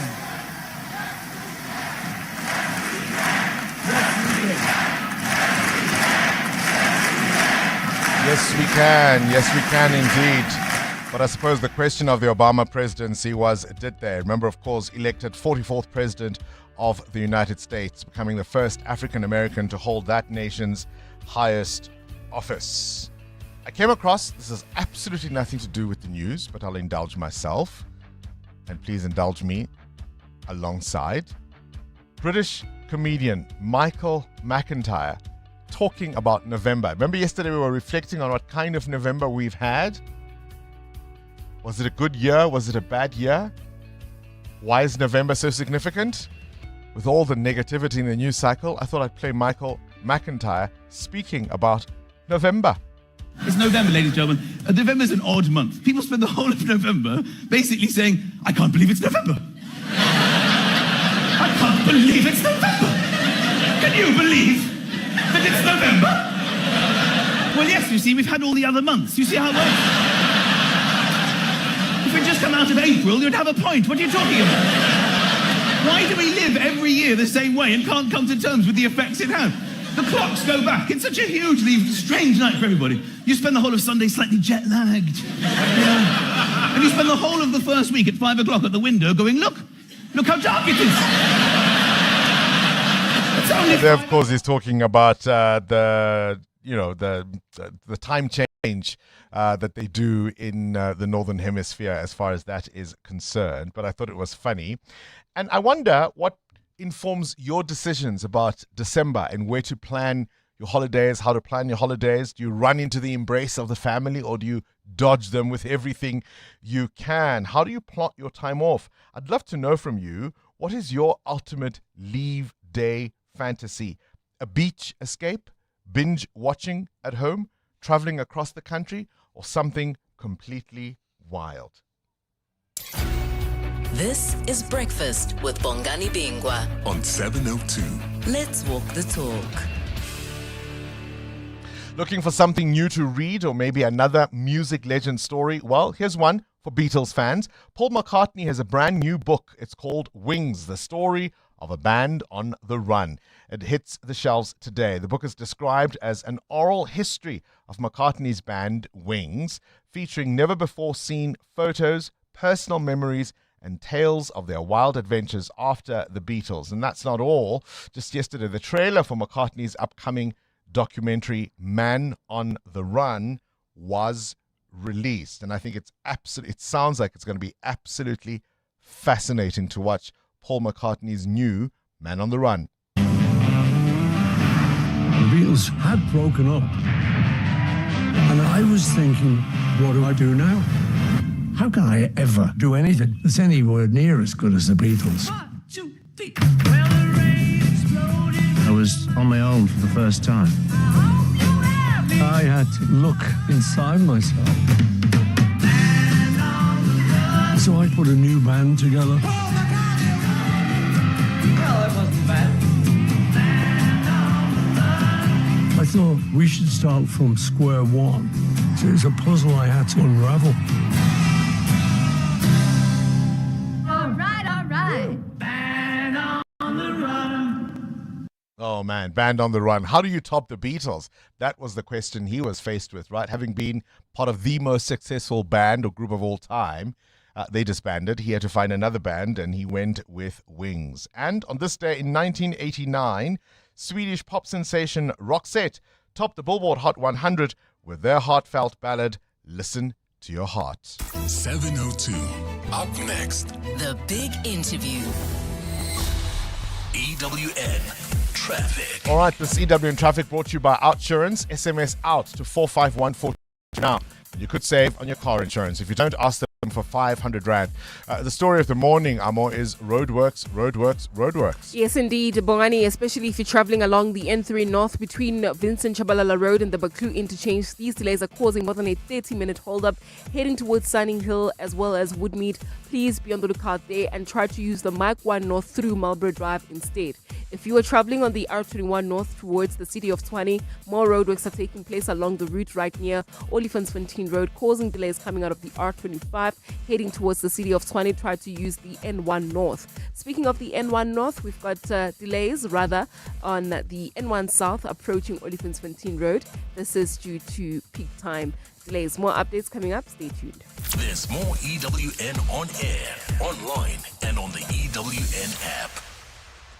The Outsurance Pointsman can't help you pitch your idea to your manager, but they can ease traffic congestion so you get to the office on time to wow them with your presentation.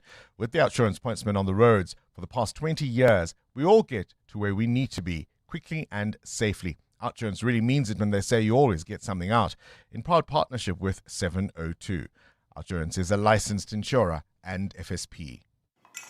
Before you throw it away, think again. Join the Glass Recycling Company's Recycling Challenge this November. Collect your glass bottles and jars, drop them at your nearest glass bank, and help your city climb the leaderboard. Each bottle counts towards a cleaner South Africa. Post your recycling pics on Facebook with hashtag Glass Recycling Challenge and stand a chance to win 5,000 Rand. Let's shatter records and clean up our cities with the Glass Recycling Company. T's and C's apply.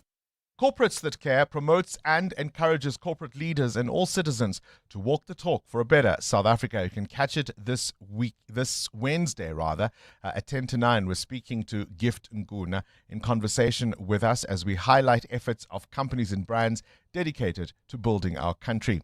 Corporates That Care is a Prime Media Cares initiative with 702 and Prime Media Outdoor. 702, let's walk the talk and together make a difference. The team's on a roll today. Let me focus on payroll.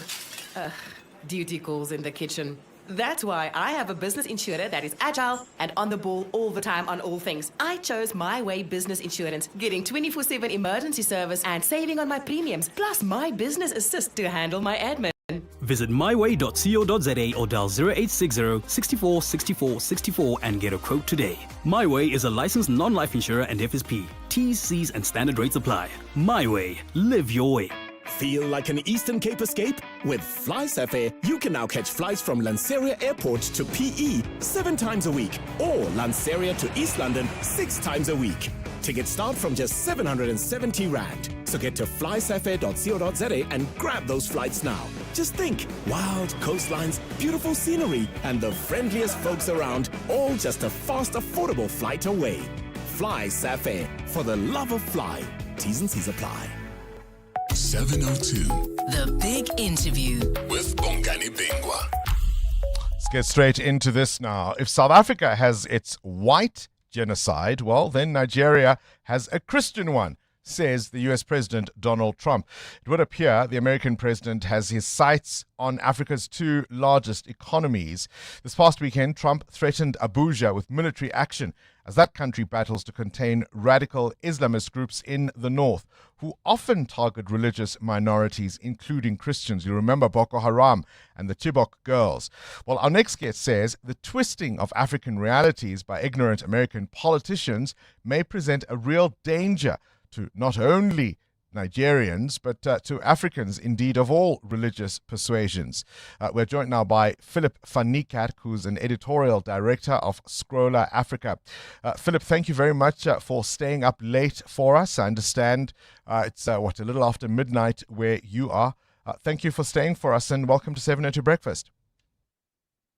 Hi, thanks. It's breakfast for you. It's I'm just about to get into my pajamas, but yeah.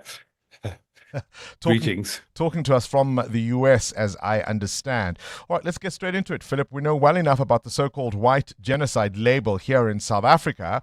Now, as I say in my introduction, the Trump administration has come up with a Christian genocide narrative for Nigeria. What will this mean for Abuja? Well, so far the response of the Nigerian government has been very, very measured. But ordinary Nigerians that I speak to are very angry and very kind of concerned because, you can sort of dismiss it as another sort of rave by, on social media, on Truth Social by Trump. But in fact, it is coming from the president of militarily the most powerful country in the world, which is quite capable of military action. I mean, in the past couple of weeks, they've killed something like 60 people on boats coming from Venezuela without any due process or without any explanation of who these people are. So the fact that the United States is able to project power, is willing to project power, is very problematic. Amongst the response by many people that I've spoken to is disbelief that the president is saying these things. Yeah. But on the other hand, there's also kind of a reach out from the Nigerian government to say to the Americans, okay, you want to help with this problem, work with us, partner with us. We need to protect communities. We need to deal with a problem which is not just in Nigeria. I mean, if it's right through the Sahel at the moment. You have Islamic extremism, in Mali, in Burkina Faso, in Niger, and in the northern parts of the coastal states. So we've got a massive problem. It's the epicenter of global extremism. So yes, help us with this problem, but don't come and invade us. Don't come and create bigger problems by stoking division between Christians and Muslims.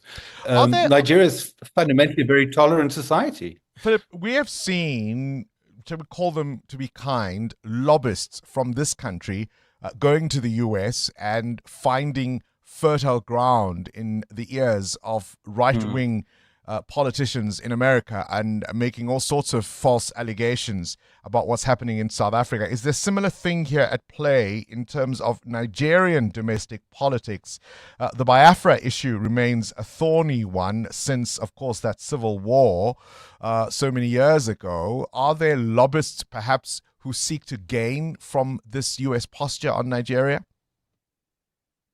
Absolutely, and it's been going on for at least 6 or 7 years. We've tracked fairly substantial spending on lobbyists here in Washington to reach politicians who have power to do things like Ted Cruz has introduced legislation.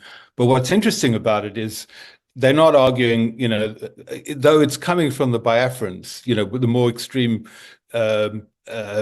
Igbo, kind of groups who feel they've been completely marginalized and really want to succeed from Nigeria.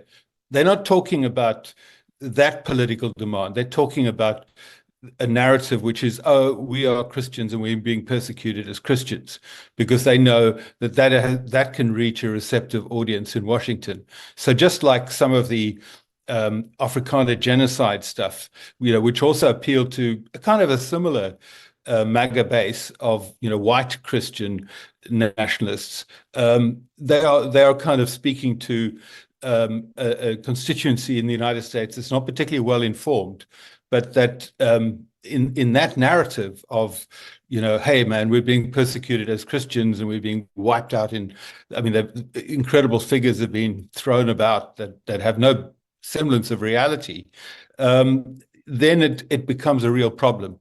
Because not only do you have legislation, as we have against South Africa, we've got legislation. Ted Cruz, as I said, has brought in legislation into the Senate. The House is also looking at legislation. And they've, literally sort of declared Nigeria a designated country. They're withdrawing aid from Nigeria, even though it's already been substantially stripped this year because of the cutbacks on USAID. And then you land up with the president making these, fairly incendiary remarks about Christian genocide, and we're going to come and invade you. I mean, You mentioned the gunboats lining up for Venezuela, and I suppose the real question is, could the U.S. really strike against Nigeria? I mean, how does President Tinubu respond to, what did Trump say, a fast, vicious, and sweet military invasion threat? Yeah, well, look, I don't put it past him. You've got to, if the president of the United States says he's going to do something, you actually have to take it seriously on one level. On another level, if he thinks that, he's going to achieve anything by invading where? Northeast Nigeria? Is he going to come into the Middle Belt? I just can't see it. It's one thing to blow up sort of fishermen's boats in the middle of the ocean. It's another thing to come into Nigeria and impose yourself, because this problem of Boko Haram and ISWAP and the bandits and the Fulani herders, these are deep-seated problems, that you're not going to solve. What are you going to do? You're going to kill everybody? There are problems that have to be dealt with in a much more reasonable, thoughtful kind of way. And in fact, the United States military has helped the Nigerian military substantially over the years. There have been times when they haven't, actually, because of there were rules against helping the Nigerians because of human rights abuses by the Nigerian military. But the African command of the U.S. Army military has actually provided intelligence, have provided logistics. I think they've provided equipment, drones, and stuff like that. If you can up that support, the Nigerians are saying, yes, please help us. We want that. We need that. But if you're going to just come along and talk about invading, and then you talk about Nigeria being a disgraceful country, which is what he said, you're not going to achieve anything. You're just going to get everybody angry with you. So what does Tinubu do? Go to Washington like Ramaphosa and watch fake news videos? And why does this administration deal with issues? In a piece you wrote, you talk about the billions spent by the U.S. government on intelligence gathering. I mean, is this willful ignorance? Is it mischief? There are also other diplomatic and international fora to engage governments on these kinds of issues. You're asking the wrong person. I mean, I cannot understand it. They have the information, they have the connections. Nigeria has a long-standing relationship with the United States. Just outside Washington, where I live, is one of the largest Nigerian expatriate communities in the world. And they are the best immigrant community in the United States. They're doctors, they're engineers, they're people in government, they're mayors of cities who are Nigerians. They're at Goldman Sachs, they're running the Harvard Law Review. Nigerians are everywhere. People, it's not that hard, to find out what is going on in that country and to sort of deal with it in a sort of a more civilized way. But this is Trump. He's not constrained. He doesn't, and to a certain extent, I think he's getting worse. I mean, some of the other commentaries that I've read today have been a lot more diplomatic than what I was, but I don't think one should at any point sort of normalize this kind of behavior, because it's dangerous. I mean, it's causing, for instance, enormous problems in Nigeria itself. There might be some people, some Christians who say, great, the Americans are behind us, and then it empowers them to sort of behave in ways that are, basically dangerous.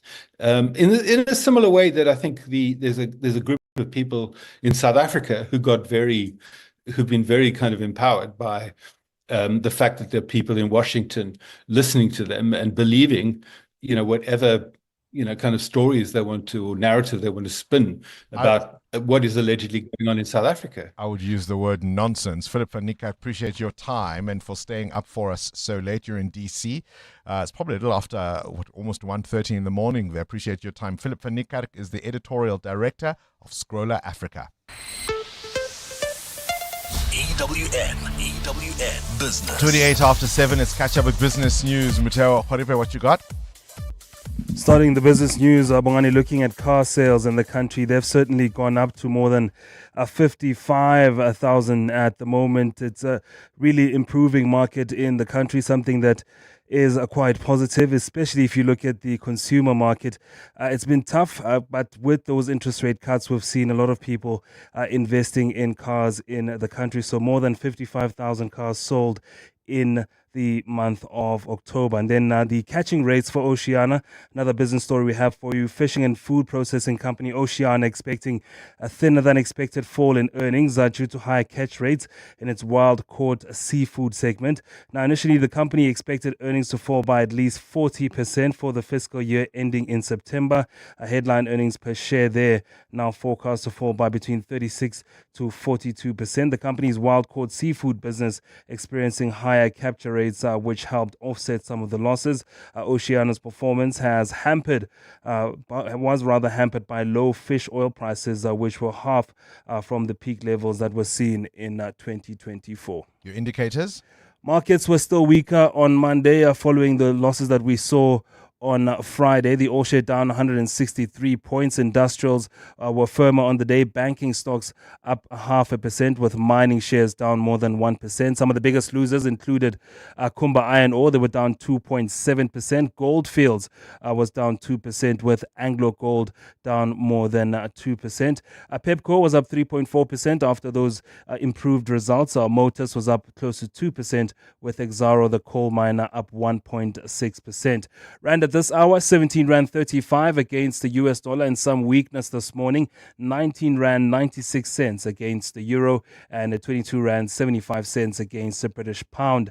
Price of gold at $3,985 an ounce now, while platinum is also in the red at $1,556. Brent crude at $64.67 a barrel. More business after 8. Straight to news we go. Spisha Zulu, what you got?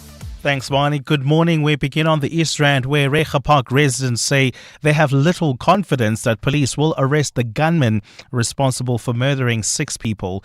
The community is still shocked by the drive-by shooting involving 2 vehicles on Saturday. 3 other people are recovering in hospital. Jabulile Mbata reports. Yesterday, community members gathered to meet the acting Ekurhuleni Mayor Jongizizwe Dlabati, who was visiting the families of the deceased. They claimed to know who the perpetrators are, however, complained that their families are protecting them from arrest. A frustrated resident says she does not believe the government's intervention will yield any results. Then you just see them, they are out walking in the streets. We are angry. The dockets are gone. There's no case, a lack of evidence and stuff. Then they come, they do this. Today they in, tomorrow they come, they do it again. While community leader Hein April says they want solutions, not suggestions. So we would want to see more consistent feet of police on the ground, more consistency in terms of the involvement of the municipality in the social ills. Dlabati has said they will protect those who come forward with credible information. Jabulile Mbata, Eyewitness News. Acting Police Minister Firoz Kachalia says corruption among officers is a problem across the world. He says police corruption and fraud might not be unique to South Africa, but that should not stop the country from rooting it out in all its forms. Kachalia was briefing the Police Portfolio Committee in Parliament yesterday on the police's annual report and audit outcomes. Corruption is a problem in police services all across the world. That's no consolation to us, but it needs to be acknowledged, and we're going to need to think about enhancing the strategies and the structures that are in place.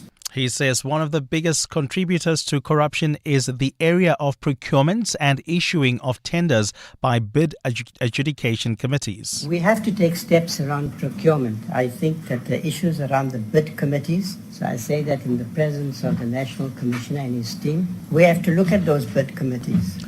The auctioneers overseeing the sale of the George Building collapse in the Western Cape says the property is a great development opportunity for residential flats in the CBD. 34 construction workers were killed and 28 others seriously injured when a partially built 5-story apartment block collapsed last year. The Council for the Built Environment and the Engineering Council of South Africa investigated systemic failures that led to the tragedy. Both entities found negligence and flouting of building regulations, among other findings, on the parts of the building developer, contractor and the engineer on site. Ndutuzelo Nene reports. The vacant site at 75 Victoria Street in George is going under the hammer later this month. It's 18 months since 62 people were buried under 6,000 tons of rubble due to the multi-story building collapse. 34 people died. Locals were hoping for a memorial site to be built there, but Vans Auctioneers CEO Martin Pretoria says the site will go on auction instead. It's an online auction and it will be on the 25th of November. Starts at 12 o'clock and it will end the following day at noon. Pretoria says the property is valued at 12 million rand, but is expected to sell for between 6 to 7 million rand. Ndutuzelo Nene, Eyewitness News. And people in the Philippines have sought for shelter on rooftops as a typhoon hits the central parts of the country. At least 2 people have died, while hundreds of thousands have been displaced by the powerful storm, which made landfall shortly before midnight. Some of the people affected by the typhoon were already living in tent cities after a 6.9 magnitude quake rocked the island in late September. A partly cloudy day in store for Gauteng with showers expected today. The temperatures are at lows of 15 and 18 degrees, peaking at highs between 20 and 22. And in the traffic, we've got delays on Eskom Patlele Drive. This is in Marabastad along the Eskom Patlele route. This is due to a car that's caught fire along the route. So please be on the lookout if you're heading towards Marabastad and try to avoid. If you are traveling on the R80 East, we still have got delays towards Eskom Patlele Drive. Peak time delays there. There's also queuing traffic on the N1 South coming out of Sefako Markato exit due to an accident. The top story this hour, Reiger Park residents say they have little confidence that police will arrest the gunman responsible for killing 6 people. Clement Maniatella. Weekday mornings, 9 to 12. 9 to 12. How have people reacted to this suggestion by the U.S. president threatening Nigeria with military action if the country does not protect Christians? For me, I'm not sure we actually need to counter that narrative, the genocide narrative and the President Trump narrative. I think what our government actually needs to do is to prove President Trump wrong. Step up and protect your citizens. That's all. Wale Fotade is commissioning editor at The Conversation Africa. Clement Maniatella. 9 to 12 on 702. Hi, this is Alia Itzebet, Hollywood Bet's brand ambassador. A reminder that you can still shoot for the stars while playing responsibly. If you or someone you know needs help, call the South African Responsible Gambling toll-free counselling line on 0800 006 008 or WhatsApp help to 076 675 0710. Hollywood Sportsbook is a licensed betting operator. Hollywood Bet supports responsible gambling. No persons under the age of 18 years are permitted to gamble. Winners know when to stop. I'm Samela Kilboy, an actress and mom to 3 lovely kids. I worry about how sugar can make them sick. Drinking sugary drinks could lead to diabetes, heart disease, and obesity as they get older. Diabetes is one of the top causes of death in South Africa. I'm joining the fight to demand government puts our health ahead of greedy industry profits. Government must act now. Increase the health promotion levy on sugary drinks. Sign the petition on healer.org. That's HEALA.org. What do partners of the Gates Foundation do when facing the world's toughest challenges? They keep going. From discovering a plastic drape that helps detect excessive postpartum bleeding faster, to developing better bed nets to kill malaria-carrying mosquitoes, to researching an RSV vaccine that could save hundreds of thousands of children. For every problem, there are people who prove that progress is possible. The Gates Foundation, partners of human potential. Learn more at gatesfoundation.org/keep going. 702. WhatsApp Bongani on 072 702 1702. Good morning, Bongani. Guys, come on, let's also face reality here. We're busy talking about Christian genocide and Muslims and the relationship between Christians and Muslims in Nigeria. We're not discussing that the United States knows full and well that this is a country, and I'm talking about Nigeria, that is rich in oil and can also refine their own oil. That must be quite problematic to the United States as well. I'm not surprised that it's happening in Venezuela and it's happening in Nigeria now. Anywhere where there is oil, the United States will come and try and destabilize. Let's call a spade, guys. Pampa from Johannesburg. Bongs John here from Randburg. Trump is attacking Venezuela and Nigeria. Now ask yourself, what commodities do those two countries have in common? Well, he hasn't. Yeah, ne? It is Donald Trump. You can expect anything out of that White House. Is it about oil? Really? Is it as simple as that? Number of views coming through from the SMS line, the WhatsApp message line rather. Many people suggesting this has nothing to do with any genocide, but everything to do with Nigeria's natural resources. I don't know if I'm entirely convinced by that, but if that is the argument you want to make, keep those voice notes coming. 702. What's the question? What's the question is brought to you by Outsurance, a chance for you to win up to 3,000 Rand in cash. So first we'll give you 1,000 for the answer based on anything you heard on the show that might have piqued your interest. Later, 2,000 Rand if you can give us the question. SMS out to 45142 now, and you could save on your car insurance. If you don't, ask Outsurance for 500 Rand. Remember, of course, you always stand a better chance of being selected if you have SMS'd out to Outsurance. So do it now and get your quote. Today's answer comes from Christopher, who is in Tembisa. Christopher, what is today's answer, please? The answer today is Sweden. Sweden. Oh, that's a tricky one. That's a lovely, tricky one. Tell me, have you got yourself a quote from Outsurance, Christopher? Yes, I do. 1,000 Rand is coming your way, my friend. All thanks to Outsurance and 702. So there we go.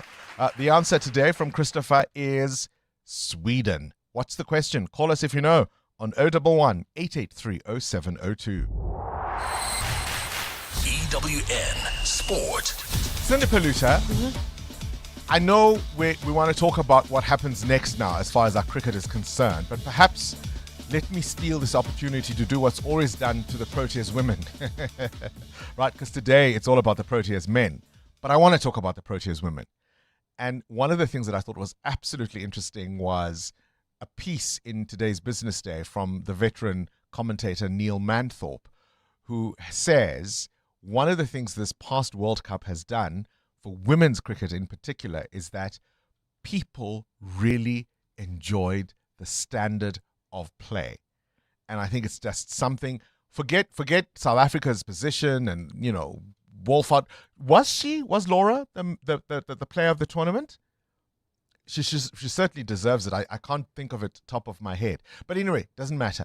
The point is, this is the one tournament that has raised the standard of play, but also the interest of viewers around the world as far as women's cricket is concerned. And I think that's an absolutely fantastic thing. It is a fantastic thing, and it always surprises me when people are shocked at the standard of women's sport. We see it with the Women's Football World Cup, and now we see it with the Women's Cricket World Cup. Everybody goes, oh, wow, the quality was actually really, really good. I'm just going, okay, but it's professional sport, so why would you expect any less? But yes, it just draws more eyes, and obviously, because then I was thinking about the teams that didn't make it to the semi-finals or finals and what that means for cricket in their country. But the Proteas women definitely do deserve some huge added bonus or some huge recognition for what they've done and what they continue to do, and especially this batch of women. Corporate sponsors, are you listening? Yeah, right? for women's cricket in South Africa, but not just corporate sponsors, because part of sports sponsorship around women's sport is because people tend to watch men's sport more, and so that's where people will spend their marketing budget. That's where sponsors spend their marketing budget. So if you truly are a fan of the Proteas women's cricket team and you truly enjoy watching them play, then when Ireland comes here for the inbound series, which is December, and I know that the one game is the ODI and on the 19th of December at the Bullring at the Wanderers, because I'm definitely going to go watch, then get down and support them, because the only way that you're going to get better support and sponsorship and whatever, for whatever sport it is you have to have eyes on the sport. And the only way to get eyes on the sport is to get crowds to the games. Bums on seats. That's it. It's as simple as that. Nobody's going to spend their money when nobody's watching. All right, let's talk now the Proteas men's side. So they're taking on Pakistan in the first ODI at midday today, but they're well aware that the women return home from the World Cup this afternoon at OR Tambo at 4:30. Men's batter Matthew Bretzker says the women have done the country proud.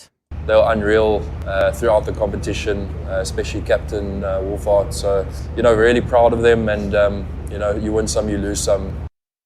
Sikh Kone can go top of the table if they beat Richards Bay tonight. Chiefs host Orbit's Chipper against Magesi AmaZulu plays Polokwane. At the FIFA Under-17 World Cup, a 10-man South Africa opened their campaign with a 3-1 win over Bolivia, and they play Qatar on Thursday. While in the Premier League, Sunderland up to 4th after a 1-1 draw with Everton, Shaka cancelling out Ndia's opener. In the Champions League, Liverpool host Real Madrid tonight. Trent Alexander-Arnold's first game at Anfield since he left for Real Madrid. Reds boss Arne Slot. Yeah, I have great memories on the player and on the human being.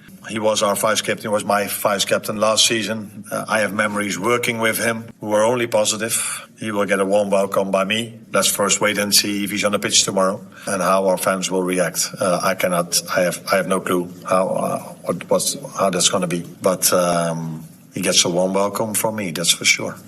Arsenal without injured Victor Gyökeres away at Slavia Prague. PSG welcome Bayern Munich. Juventus hosting Sporting and Spurs against Copenhagen. Springboks are taking on France on Saturday. It's the first time the sides have battled since the 2023 World Cup quarterfinals. Assistant One coach. point, eh? Was yeah, it 1 point? It was. Yeah. It was 1 point against them, 1 point against Ireland. Yeah. Assistant coach Felix Jones. I can understand the extra attention that perhaps this match gets because of the quarterfinal in 2023, just like Ireland and New Zealand had quite a special match in 2023 as well and played on the weekend. So, yeah, I can understand the extra attention. At the WTA Finals tennis, Rybakina came from a set-down to beat the second seed Swiatek 3-6, 6-1, 6-love. And with Anisimova beating Keys, Rybakina is through to the semi-finals. Cindy Paluta, Eyewitness News Sport. Access to the internet is vital for any country to grow. That's why the recent 6.75 billion rand digital infrastructure deal that Standard Bank Corporate and Investment Banking facilitated between Telkom and an Actors-led consortium is so transformational for South Africa. It unlocks growth and provides internet access to underserved communities who will now have access to the internet for the very first time. Search CIB Stories of Impact to watch the full story. Standard Bank is an authorized FSP and registered credit provider. T's apply. Feel like an Eastern Cape escape? With FlySafair, you can now catch flights from Lanseria Airport to PE 7 times a week or Lanseria to East London 6 times a week. Tickets start from just 770 Rand. So get to flysafair.co.za and grab those flights now. Just think, wild coastlines, beautiful scenery, and the friendliest folks around, all just a fast, affordable flight away. FlySafair, for the love of fly. T's and C's apply.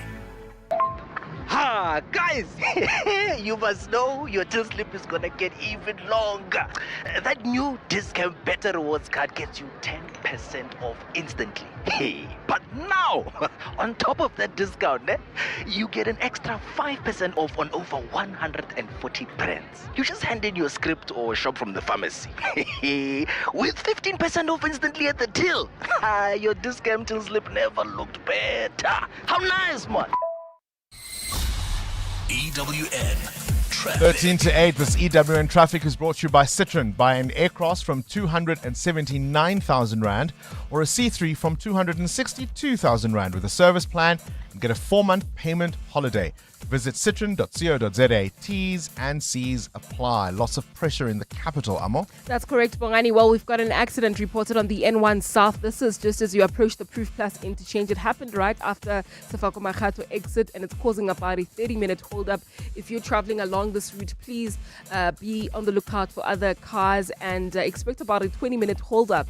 If you're heading towards the CBD, do expect heavier traffic volumes on the N4 West. This is between Tamboti Avenue and the Proof Plus interchange, while on the R80 East Mabopane Highway, we're still seeing those delays between Brema and Eskiampahlele Drive. Speaking of Eskiampahlele Drive, there was a car on fire earlier on, just as you head towards Marava Start. It's been cleared now, but traffic remains heavily backed up coming out of the R80. Please approach with care. In Joburg, we've got some delays on the Mark 1 North. This is between Boysons and Empire Road. There's been an accident reported on Smith Street. This is in the Braamfontein area. It's right near the M1 exit. It's causing heavy traffic volumes. Please try to avoid that one. I'll have more updates for you. Stay tuned. There's more EWN on air, online, and on the EWN app. Picturing your life in a Citroen A-Cross SUV?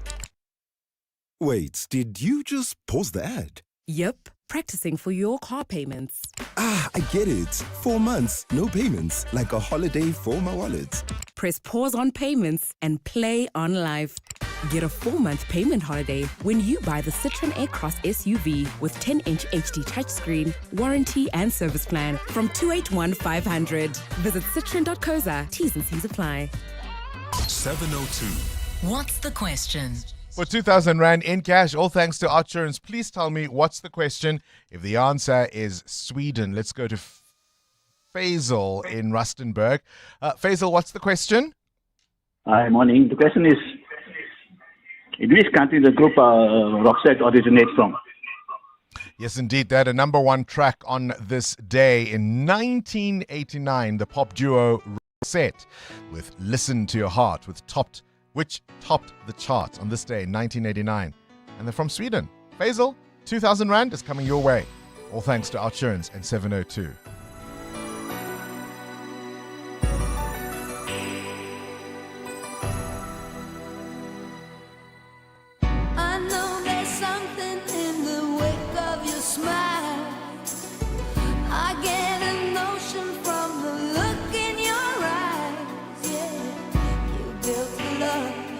That love falls apart, your little piece of heaven turns to dawn.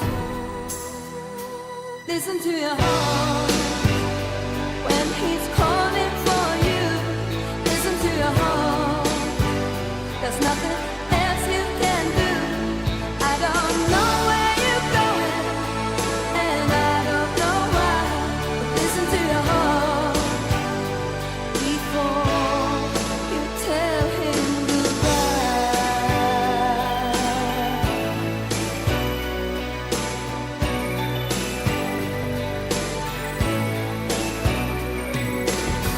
Sometimes you wonder if this fight is worthwhile. You could spend 10 minutes on social media or get a 10-minute quote from Outsurance that could save you thousands on your car insurance. For his 2024 GWMP series, 54-year-old Amos now pays only 1,004 Rand a month. And for his 2024 Toyota Urban Cruiser, 55-year-old Andre pays just 776 Rand a month. Ready to get more out of your car insurance? SMS out to 45142. That's out to 45142. Outsurance, licensed insurer and FSP. TCs and information online.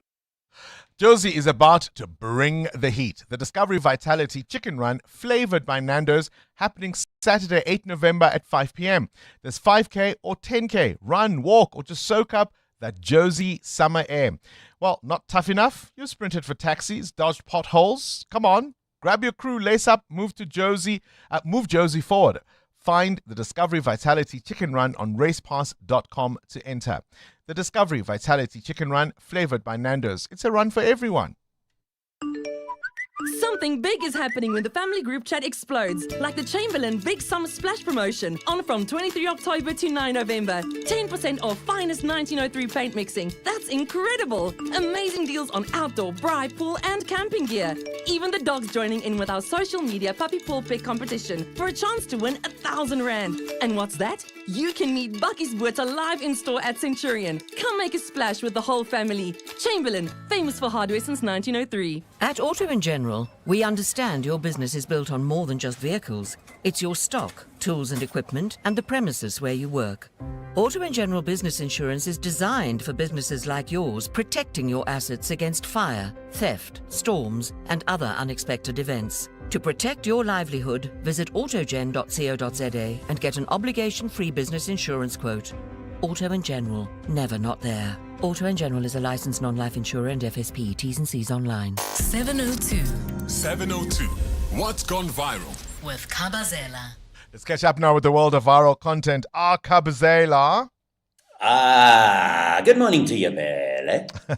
Let's talk about teachers during exams. I mean, it's a timely conversation. Oh, yeah, I mean, just think about it when you were in that school hall sitting at your little desk.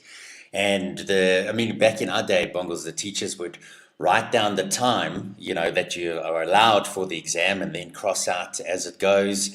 And they would walk around in between the rows of us matriculants or sitting writing our exam. And I mean, there's matrics writing now, but I think it's very, very different now to what it was then, according to some of these comments. So this guy, he's made a parody video of basically what teachers would do when it's exam time. Now, if you can picture this guy is wearing a longish red skirt, a white blouse, and I don't know what you call those hats. It almost looks like a beret, but I'm sure that's not what its real name is. But he's got one of those on, and he's got a cup of tea or coffee in his hand. And he goes to the makeshift blackboard and writes down something. Let's take a listen to his audio quickly. Right. Boys and girls, 15 minutes remaining. Remember, don't answer to finish. Answer what you know.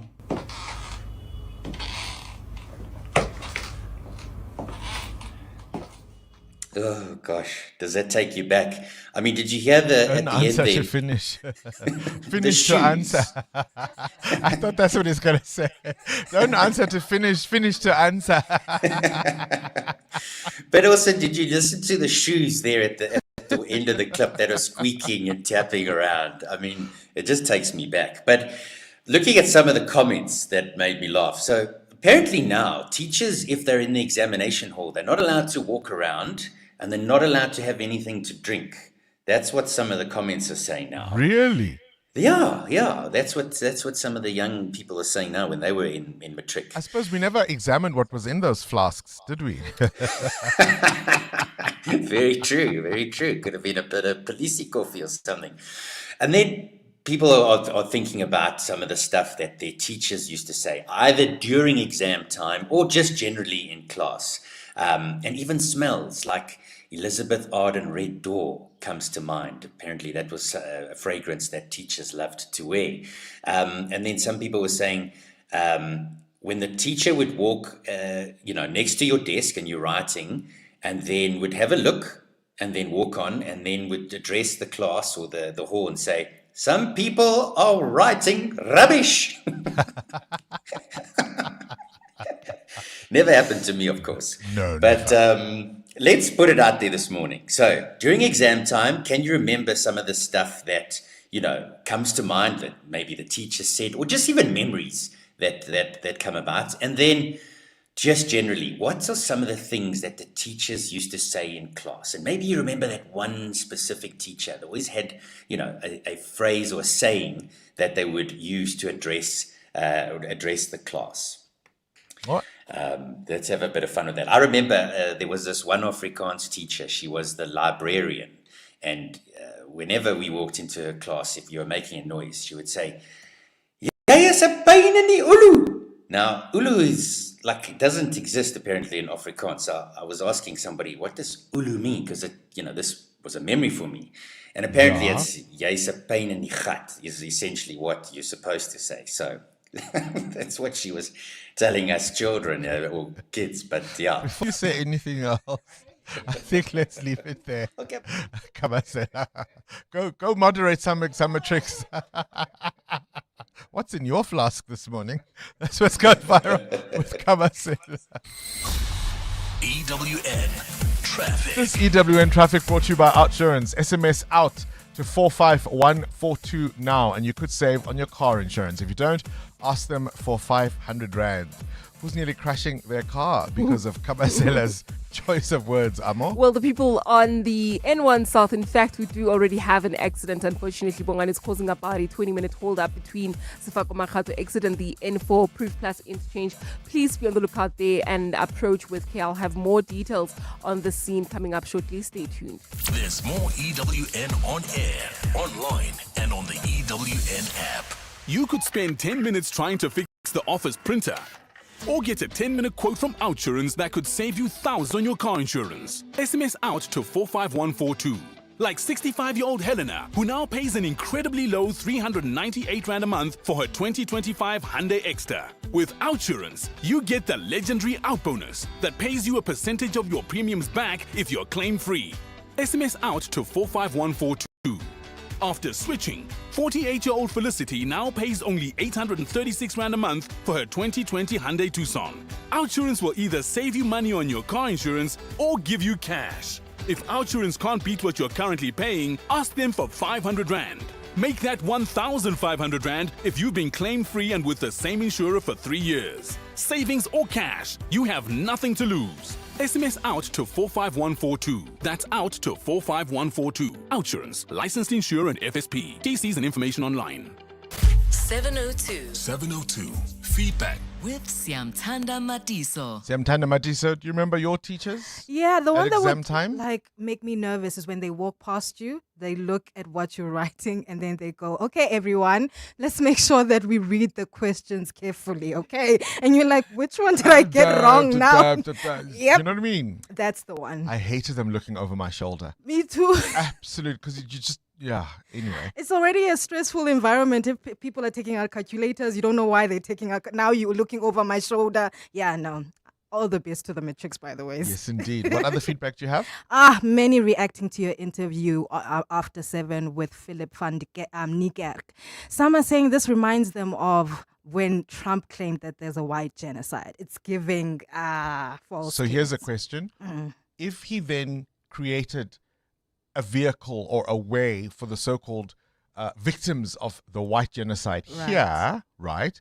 Why is he not inviting Nigerian Christians to go and settle in America? Very good question, Bongs, and that's the question that many listeners are having as well. Like, we have a problem here, so why are you not taking the same steps? Well, some are saying, listen, I'm from Nigeria. There might be some truth in it, but not all the way. So we'll hear more from that. There's no question that, so here's the thing, and I think we need to be clear on this. Imagine if South Africa were to be sanctioned as xenophobic because of the actions of Operation Dudula. What got to be clear is the Nigerian military itself is fighting people like Boko Haram and other radical groups that are doing this kind of thing. There's no question some Christians have been killed for their religion, but it's not government policy. It's not the state doing it. Yeah. It's radical groups that the state itself would like to eradicate. You see what I mean? Yeah. But the question stands for me, what's good for the gas, Donald Trump? Not what's good for the goose. What's good for the gas? What's good for the goose has to be good for the gander. What do you have in your coffee? Let me be quiet and let Fiso Zulu tell you what's happening in the news. This is EWN.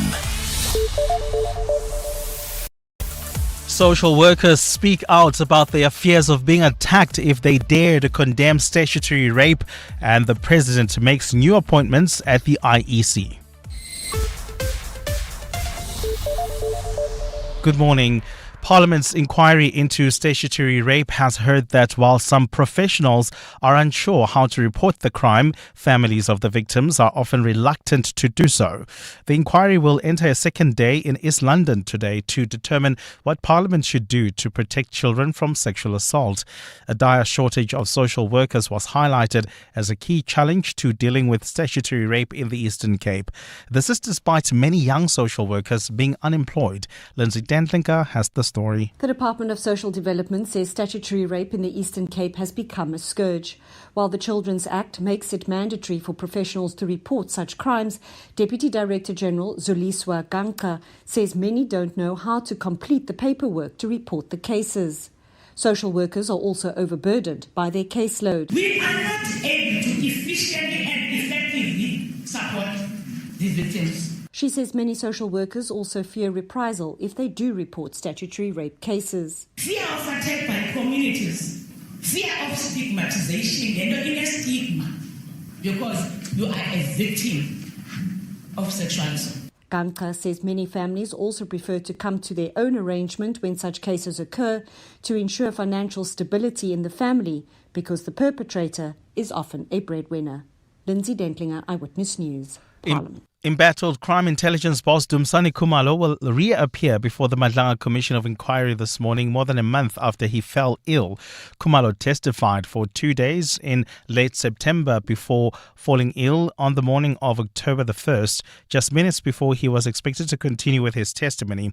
It's reported that he was taken to hospital and then released shortly after and was recovering from home. It remains unclear what Khumalo was medically treated for. Oren Singh reports. Crime intelligence boss Dumisani Khumalo Khumalo was the third witness to testify before the Madlanga Commission following the testimonies of his close allies, National Police Commissioner Fani Masimola and KZN Police Boss Nhlanhla Mkonazi. He previously testified about the success of the Political Killings Task Team in the work they were doing under his command. Khumalo will continue with his testimony while a cloud of uncertainty hangs over his tenure as Crime Intelligence Boss. 2 weeks after falling ill at the Madlanga Commission, prompting an immediate postponement of his testimony, Khumalo appeared alongside two of his co-accused in the Pretoria Regional Court in an ongoing fraud and corruption case. Khumalo and 5 other senior crime intelligence officials are charged with fraud and corruption related to the appointment of Deneo Mokwele to an executive position within the unit, despite her not having any previous policing experience. Khumalo is contesting his bail conditions, which stipulate he cannot return to work. Arun Singh, Eyewitness News. President Cyril Ramaphosa has appointed commissioners of the Independent Electoral Commission who will serve for 7 years. Joyce Pitso and Musuthu Miepia will serve as full-time members of the commission, while Judge Daya Pillay will serve as a part-time member. The National Assembly last week approved their nominations and sent the names to the President. Presidency spokesperson Vincent Magwenya. The President has also, in terms of Section 8.1 of the Electoral Commission Act, designated Mr. Moyapia as the chairperson of the Commission. And FlySafair has reassured passengers that flights will continue as scheduled today, while wage negotiations with the South African Cabin Crew Association continue.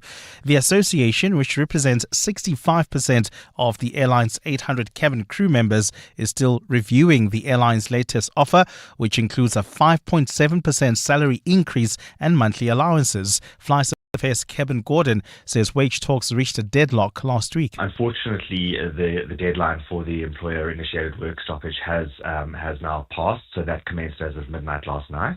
But I think what's really important to emphasize is that our full roster is fully protected, with all scheduled flights covered by non-unionized crew members and, of course, by unionized crew members that have already accepted the company's offer. So we expect absolutely no disruption to flights this morning. Crew have already arrived for the morning departures, and things are looking good. Gold is trading at $3,978.76 an ounce. The rand is at 17.36 to the dollar, 22.78 to the pound, 19.98 to the euro. Brent crude oil is at $64.70 a barrel. And in the traffic, we've got delays on the N1 South. This is between Sefako Makgato exit and the Proof Plus interchange. An accident has been reported there, while in Mountain View, we've got more traffic volumes along the R80 East Mabopane Highway, just as you approach the Eskempahlele Drive exit. And in your sport, the Proteas men take on Pakistan in the first ODI at midday, while the women return home from the World Cup coming through OR Tambo at 4:30 this afternoon. Skikoni can go top of the table tonight if they beat Richards Bay, and a big night in the Champions League as Liverpool take on Real Madrid. PSG plays Bayern Munich. A partly cloudy day in store for Gauteng, with afternoon isolated showers and thunder showers expected. The temperatures will peak at highs between 20 and 22 degrees. The top story in EWN this hour. Parliament's inquiry into statutory rape has heard that while some professionals are unsure how to report the crime, families of the victims are often reluctant to do so. EWN, in touch, in tune, and independent. For the latest, visit ewn.co.za or download the EWN app. This is Breakfast with Bongani Bingwa on 702. Let's walk the talk. 7 minutes after 8 o'clock. Welcome to 702 Breakfast. If you've just joined us this morning, we're focused on a broke road accident fund. There's no money in the kitty. They do collect, 4 billion rand a month from the fuel levy. Where does it all go? If you're a claimant who has submitted form after form after form, and you've been through this onerous process and still are without joy, maybe you can share your story with us on 011-883-0702.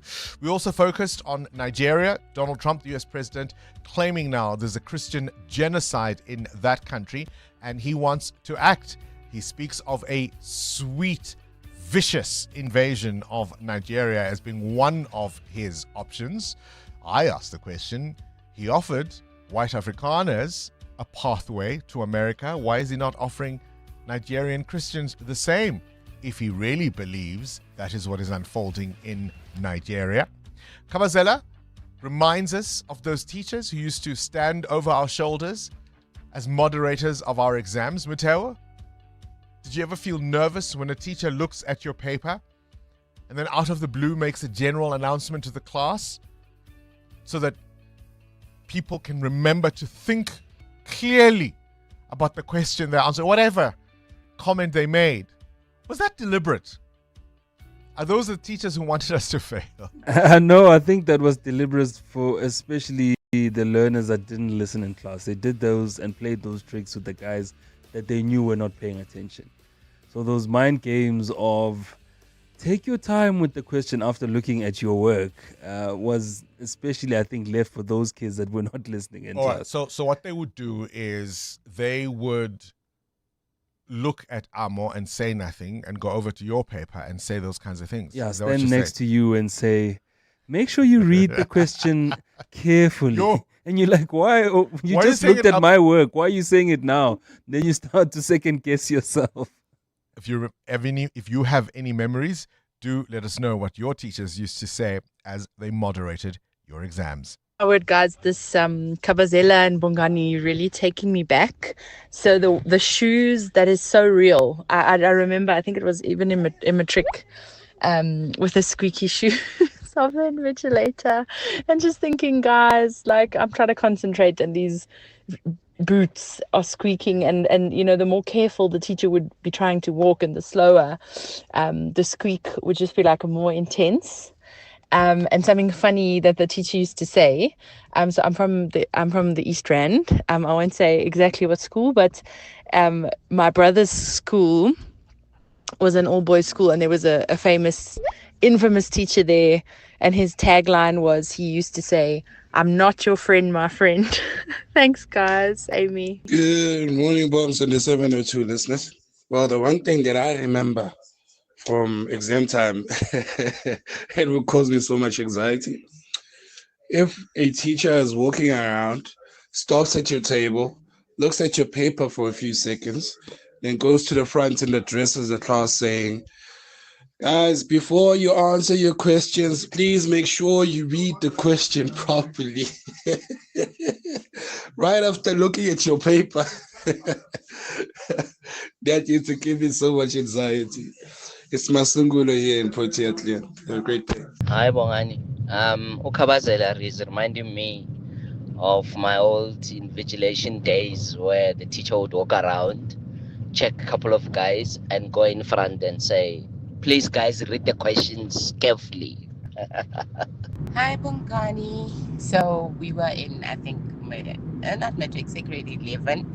And we had this one geography teacher. Whenever it was time for a test or an exam, she would get up on her desk, stand up there, hands crossed underneath her sort of diaphragm, and she'd be like, "Woo, woo, die Papa sal dans vandaag."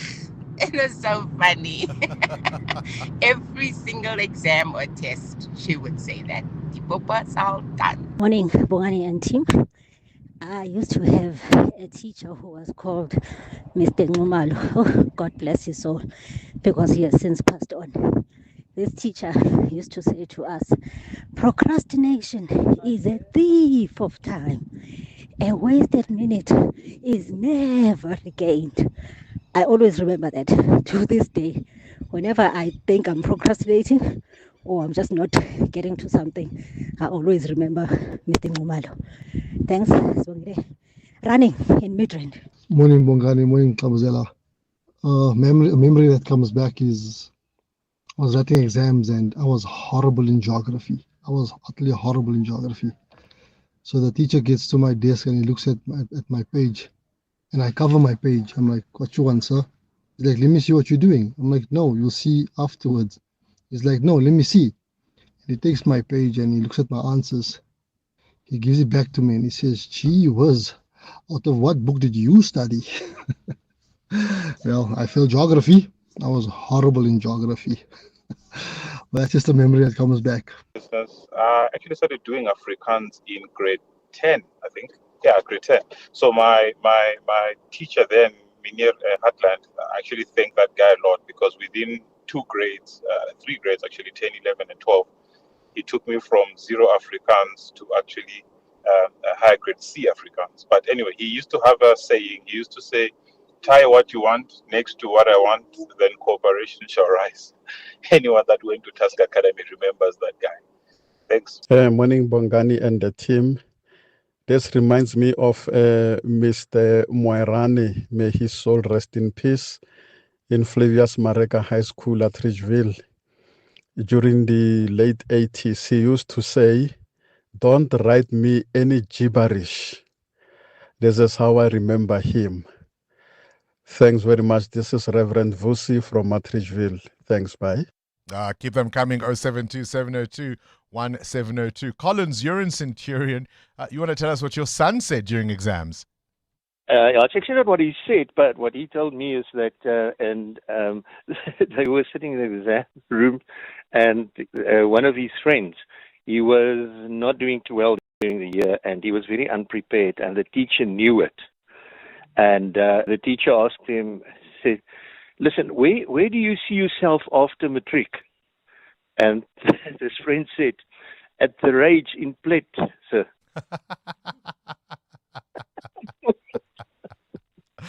I wonder if the teacher took kindly to that comment. I don't know. Collins, appreciate that call. Thank you very much. I mean, gosh, we talk about what we said to teachers or what teachers said to us. I wonder what you would have said as a teacher, what you would have said to the class. Hey, Mateo, you know what I would have told them? I would have told them the other day I was talking to my two dogs. You know, I've got two dogs. And I asked them, what is 2 minus 2? They said nothing. You'd expect them to laugh. Mateo. All right, this week, I promise you, true story. I met a vegetarian, right? Vegetarian. I never met her before. It's a 8:15. Let's talk. We're listening. Morning, Bongani. Bongani, Trump cried white genocide in South Africa of Afrikaners. And then he said he wants the farmers to come to the US because he needs the skill. Venezuela, Nigeria, Libya, if you want us to carry on, all those countries that the United States helped topple the leaders, it's unstableness, all of them, resources, because America is running short. They don't have any more. China has closed the tap on natural resources. Where else do you think they're going to look? They have to come to poor old Africa because they know we are kind of defenseless. So, destabilize Africa and you get your resources. And you don't need China. Yeah, conspiracy theories will abound. Morning, Bongani and team. Dambisa here from Ramsey. Oh, December. I am a typical Lali girl. In December, that's what I do. I go home. I slow down. I prefer it that way. I've had the occasional December that was a key December, boss kind of December. But honestly, I don't enjoy that. I really need my December to be, spent with family. I need it to be a bit of a slower pace. And I needed to be a December of reflection. So I do all the typical things: eating, cooking for my family, going to church, slowing down, things that just are wholesome. What do you do with your December? Do you run to the embrace of the family, or do you dodge them like a bullet? EWN Traffic. 17 after 8. Let's catch up at the roads. Are more things settling down a little now, hey? Well, not so much, Bongani, because we've got a major accident scene in Basonia. It's on the N12 West, right near Komaru Street. It's causing delays coming out of the Reading interchange. About a 30-minute hold up there while traveling on the R21 North Tembisa. We still have got those roadworks approaching Oliphantfontein Road. Please be on the lookout there. And then in the city of Tshwane, that accident along the N1 South before the Proof Plus interchange is still causing delays coming out of the Sefako Drive exit. So please be on the lookout there and continue driving with care and stay tuned for more updates. There's more EWN on air, online, and on the EWN app. The Midday Report. Weekdays, 12 to 1. Why did this have to land up in court? The city is not opposed to the city enforcing its bylaws. In fact, the city can change at any time to say what was a trading sport is no longer a trading sport, but must do that in a legal manner and make sure that then they reallocate those people. But if we're gonna flaunt all of these laws and rules, then the city is promoting, in effect, a lawless state, which cannot be acceptable. Nkosinathi Sithole, Director of Litigation at Siri. The Midday Report. With Mandy Wiener. 12 to 1 on 702. 702. Corporates That Care promotes and encourages corporate leaders and citizens to walk the talk for a better South Africa. So catch it this Wednesday at 10 to 9. We'll be speaking to Gift Nguna.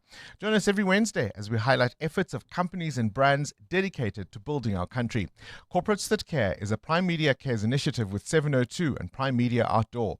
702, let's walk the talk and together make a difference. At Auto & General, we understand your business is built on more than just vehicles. It's your stock, tools and equipment, and the premises where you work. Auto & General Business Insurance is designed for businesses like yours, protecting your assets against fire, theft, storms, and other unexpected events. To protect your livelihood, visit autogen.co.za and get an obligation-free business insurance quote. Auto & General, never not there. Auto & General is a licensed non-life insurer and FSP. T's and C's online. LLB graduates can fast-track their legal career with the Law Society of South Africa's PVT School for Legal Practice. LPC accredited, this 4-month practice-ready course, which is taught by practicing lawyers, can reduce your PVT contract by 12 months for admission. Study by day, after hours, or via distance at campuses nationwide. The first 2026 intake runs from January to April. Applications close 31 October 2025. Apply now at lssalead.org.za. That's lssalead.org.za. Calling all wedding planners and venues, restaurants, conference centers, and hotels. Do you need tables and chairs? Home in One has it all. Do you need cutlery, crockery, table linen, and restaurant equipment? Home in One has it all. Do you need tents, gazebos, or umbrellas? Home in One has it all. Affordable prices, the latest trends, with 2 branches in Pretoria and Johannesburg. Shop online at homein1.co.za because we're your number one choice. Home in One has it all. This November, join the hashtag Glass Recycling Challenge and help collect 280 tons of glass across Johannesburg, Pretoria, and Cape Town in glass recycling banks. Catch 702 in conversation with the Glass Recycling Company this Thursday. Discover how recycling glass reduces waste, creates jobs, and builds a circular economy. Don't miss 702 in conversation with the Glass Recycling Company this Thursday on 702 Drive with John Pullman. You're with Bongani Bingwa. 702 weekday mornings, 6 to 9 a.m. We're keeping an eye, of course, on developments in Reiger Park. This is in Kuruleni. You remember, of course, 6 people were shot and killed, 3 others injured when 2 occupants opened fire at random over the weekend. Residents there terrified, demanding justice. One of the people who went to go see for herself what was unfolding on the ground is Action SA MP Derelian James, who engaged with the Reiger Park community. And she says it's not about getting more boots on the ground. Extra officers alone won't work, she says. They need solid intelligence to be able to effect arrests. My message inside to the General, to the Premier, was this requires more than just SAPS. This needs a social intervention. Wanneer 'n kind nie op skool is nie, he's busy cocking a gun and he's learning to smoke drugs. So number 1, we need to get all our children back in schools that's being roped into these gangs. Number 2, this community is traumatized. This community is in mourning. This community needs counseling from DSD. So let's not only look at SAPS. Ons nodig DSD om hier in te kom. I have informed the Premier, right? We have also informed him that this community needs upliftment and empowerment and needs jobs. The other story, of course, we're tracking is this, call it a victory for now, certainly for the city of Johannesburg. You remember, of course, the eviction of all those informal traders from the streets of Johannesburg yesterday. The South Gauteng High Court Judge Brad Wanless stepped in to provide some clarity, and he's given the city until the 18th of November to complete the process of verifying registering and allocating trade stands to qualifying informal traders. But if you're an undocumented immigrant, you will not be getting a stall. The order this court hands down is as follows. Part A, paragraph 1, this application is sufficiently urgent to be dealt with on the urgent roll. Paragraph 2, the first respondent, the City of Johannesburg, is to conduct an expedited verification, registration, re-registration and allocation process, the process as contemplated by the Informal Trading Bylaws promulgated in the Provincial Gazette dated 14 March 2012, Local Authority Notice 328, read with the applicable provisions of the Businesses Act 71 of 1991 as amended, together with the regulations thereto. For the sake of the legal representatives, the regulations that had been referred to in paragraph 4, which was deleted, has been inserted into this paragraph, and the Informal Trading Policy dated 22 April 2022, Annexure AA3 to the respondent's answering affidavit, in respect of the first to fourth applicants and the applicants listed in Annexure AK2 to the applicant's founding affidavit. Paragraph 3, the process shall commence on the 4th of November 2025 and shall be completed by no later than the 18th of November 2025. 702, The World View. With Adam Gilchrist. Right, let's catch up with news from elsewhere in the world. Adam, all eyes on the Big Apple. We're going to find out who becomes the next mayor of New York. Yeah, election day today. We don't often bother talking about other people's mayors, but Zoran Mamdani, who is ahead in the polls before the actual vote itself, is a very interesting chap. I mean, apart from his 2 formative years in South Africa when his dad was working in Cape Town, I think, born in Uganda, but otherwise he's only 34, so very young to be a mayor of New York.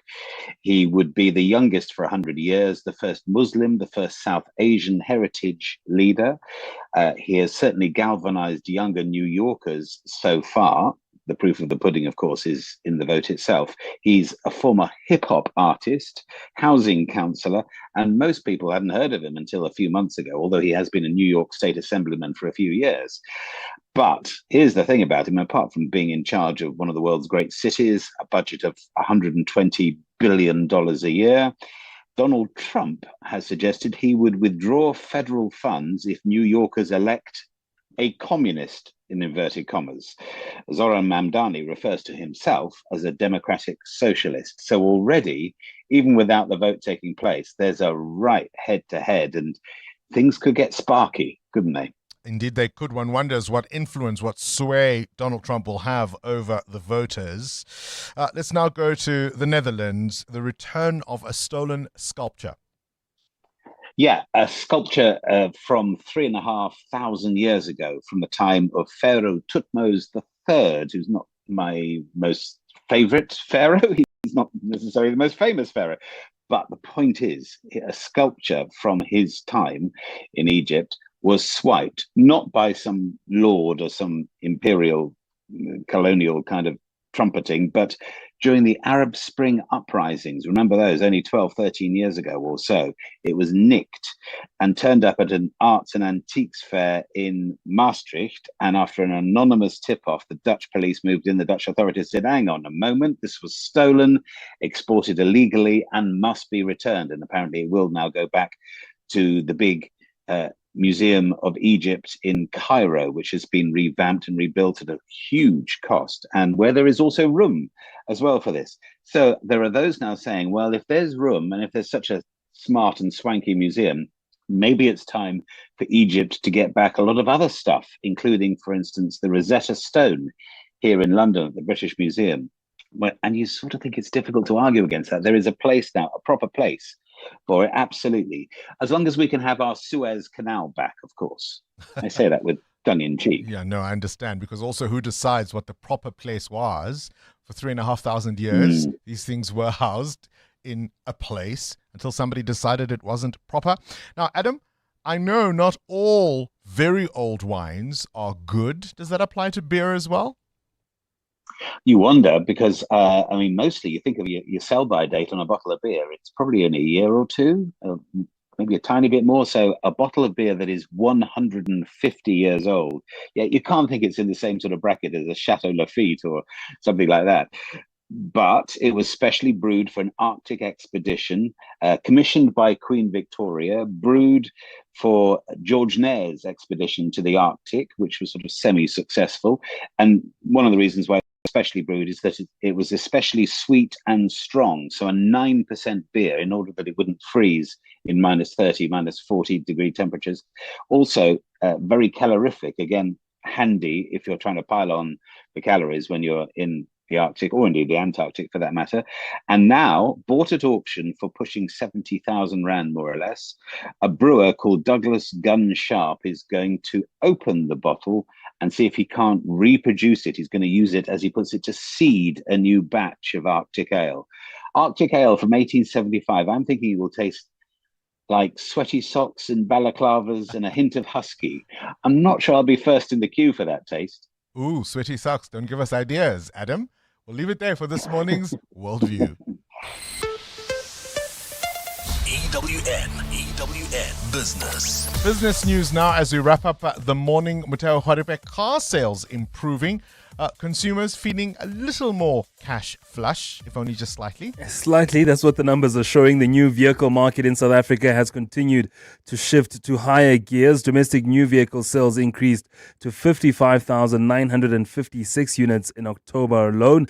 Dealer sales accounted for 79% of overall sales as businesses and consumer households bought new wheels. Now, new car sales are 16% higher than in the same period in 2024. The new vehicle market has also shown consistent growth, with sales hitting their highest level since March 2015.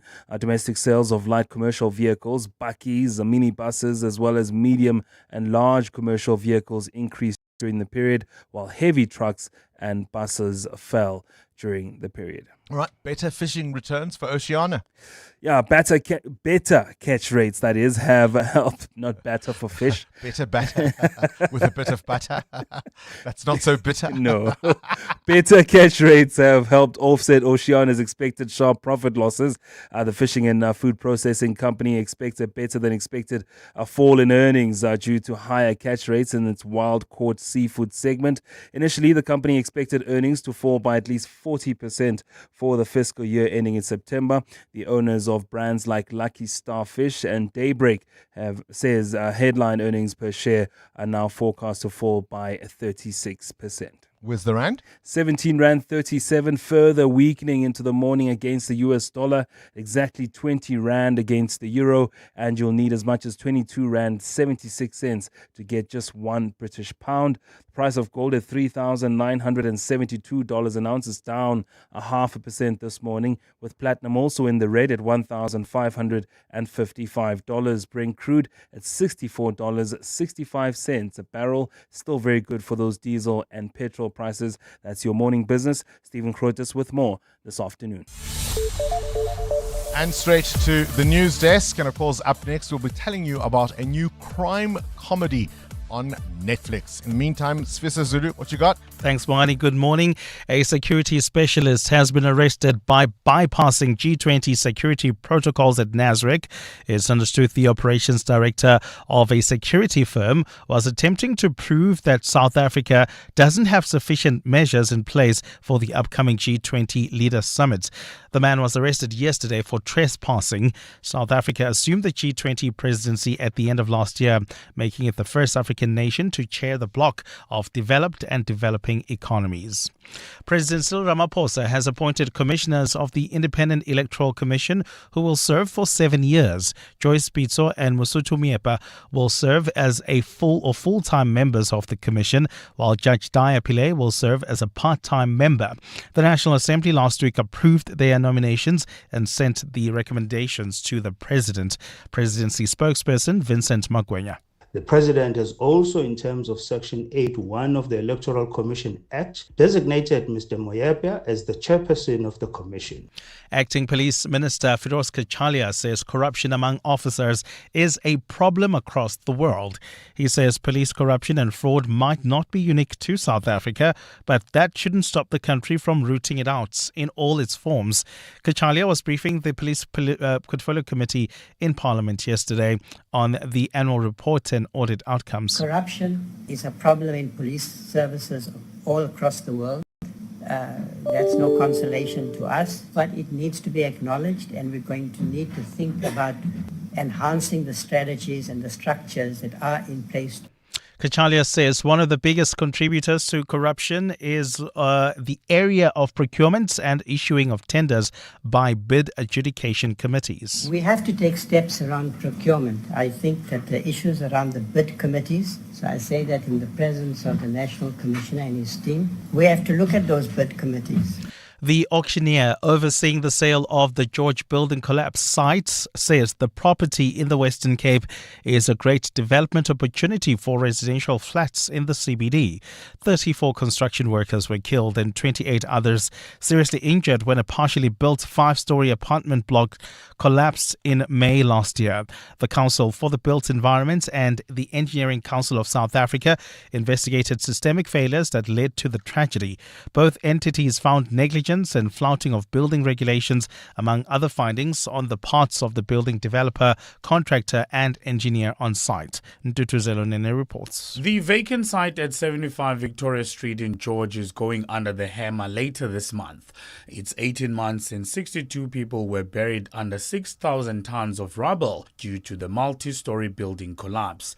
34 people died. Locals were hoping for a memorial site to be built there, but Vans Auctioneers CEO Martin Pretoria says the site will go on auction instead. It's an online auction and it will be on the 25th of November. Starts at 12 o'clock and it will end the following day at noon. Pretoria says the property is valued at 12 million rand, but is expected to sell for between 6 to 7 million rand. Ndutuzelo Nene, Eyewitness News. A partly cloudy day in store for Gauteng with afternoon showers expected. The temperatures will peak at highs between 20 and 22 degrees. And in the traffic, we've got a major accident seen on the N12 west. It's right near Komaru Road. It's causing delays coming out of the Reading interchange. There's also queuing traffic along the N3 North between Vincent Chabalala Road and the Baklu interchange. The top story this hour, a security specialist has been arrested for bypassing G20 security protocols at Nasrec. Hi, this is Teko Modise, Hollywood Bet's brand ambassador. Be a winner who knows when it's time for a timeout and play responsibly. If you or someone you know needs help, call the South African Responsible Gambling Toll-Free Counseling Line on 0800 006 008 or WhatsApp help to 076 675 0710. Hollywood Sportsbook is a licensed betting operator. Hollywood Bet supports responsible gambling. No person under the age of 18 years are permitted to gamble. Winners know when to stop. You thought that your guilty pleasure of streaming The Real Housewives of Juduza was just a you thing. Until your boss said, "Hey, did anyone watch last night's reunion?" Now look at you, small talking your way to a corner office. Connected at home, finding your tribe everywhere. Get the best Wi-Fi experience with fast and reliable fiber from OpenServe.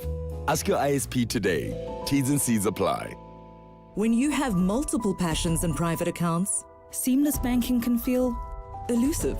At Investec, we take care of your financial needs by considering all your life's moving parts. If you earn 800,000 Rand per annum or more, you may qualify for Investec Private Banking, where you'll enjoy effortless digital capabilities backed by real people who understand you. We'll even switch your account for you. Now that's private banking. Investec is an authorized financial services and registered credit provider. Investec, out of the ordinary. So you thought you were building a business in this economy, but day by day, somehow it grew. You kept going when the freezer didn't freeze, the bucket didn't budge, and the bank balance barely blinked. So you thought you were building a business. You weren't. It was building you. Because this isn't just what you do anymore, it's who you are, and you don't trust just anybody to protect it. Chat to your broker about Old Mutual Insure Business Insurance. Protect what built you. Old Mutual Insurer Limited is a licensed FSP and non-life insurer. 702 WhatsApp Bongani on 072 702 1702. Morning, Bongani and team. We had a teacher in matric who used to like saying, "Matric gase matrasi," meaning you are not here to sleep. Matric is not a mattress. She'd been saying this to all the previous matrics. We kind of looked forward to hearing "Matric gase matrasi." Point Centurion. Good morning, Bongani. This is Pumlani Kumalo from Katlehong. Well, one memory that stands out in particular is, picture yourself in the exam room. You've just handed over your papers to the invigilator and the time is up. And you're chatting with your mates outside, commenting about, how hard the question paper was. Only to realize that at the back of the question paper was a diagram which you had to complete. And your mates are like, "What do you think of the diagram? Was it hard or easy?" Only to find that you didn't even touch it. Gosh, that's scary, hey? Scary indeed. Actually started doing Afrikaans in grade 10, I think. Yeah, grade 10. So my teacher then, Minir Hatland, actually thanked that guy a lot, because within 3 grades actually, 10, 11, and 12, he took me from 0 Afrikaans to actually a high grade C Afrikaans. But anyway, he used to have a saying. He used to say, "Tie what you want next to what I want, then cooperation shall rise." Anyone that went to Task Academy remembers that guy. What teachers used to say, particularly at the last stage of high school, the matric exams, as they walk around that classroom, peering over your shoulders as you write, and then making general announcements to the class, telling them to think before they answer, and you sitting there thinking, what have I done? What have I done wrong? What have I done wrong? EWN Sport. What, more cricket? It's been cricket. It is. Tis the season, Cindy Paluta. Favorite season of the year. Yes, indeed. Cricket season. Proteas men play Pakistan in the first ODI at midday today. The Proteas recently lost the T20 series. Here's batter Matthew Brietzke and what they learned from that series. Yeah, look, it was obviously pretty challenging conditions in the T20 stuff. However, that's given us a good scope for how to come up with plans in the ODI series. We chatted today in the batters meeting on plans to their bowlers and things like that. We've had a lot of success in this format. Proteas women return from the World Cup this afternoon, expected to come through OR Tambo at 4:30 this afternoon. 4 games in the Betway Premiership later. Skikone can go top if they beat Richards Bay. Chiefs host Orba. Chippa against Magesi. Amazulu plays Polokwane. According to Kickoff, Congolese side St. Eloi Lupopo have filed a complaint to CAF against Orlando Pirates, citing allegations of physical aggression towards their players. They also claim that a toxic substance was sprayed in the dressing rooms. This was in the recent group games. Sundowns have been drawn in the same group. These are the qualifiers, but Sundowns have been drawn in the same group as St. Eloi Lupopo for the CAF Champions League, an extremely tough group that includes Al Hilal and MC Alger. In the UEFA Champions League later, last year Liverpool beat Real Madrid 2-0 at Anfield, and those sides go head-to-head tonight. Boss Arne Slot. They've added a few new players, so that can always influence playing style maybe a little, but I saw last season a very good Real Madrid, and I see that now as well. They've always been in this competition a big force. I think 15 times semi-finals in the last, I don't even know how many semi-finals or more they've played in the last few years. Very good team, but we are a very good team as well. Arsenal away at Slavia Prague, PSG welcome Bayern Munich, Juventus hosting Sporting, and Spurs against Copenhagen.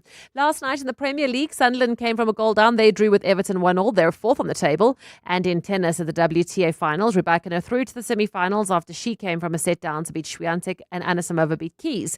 Later today, Goff against Paulini, Sabalenka plays Pagula. Cindy Paluta, Eyewitness News Sport. In a world where everything is instant, some things are worth slowing down for.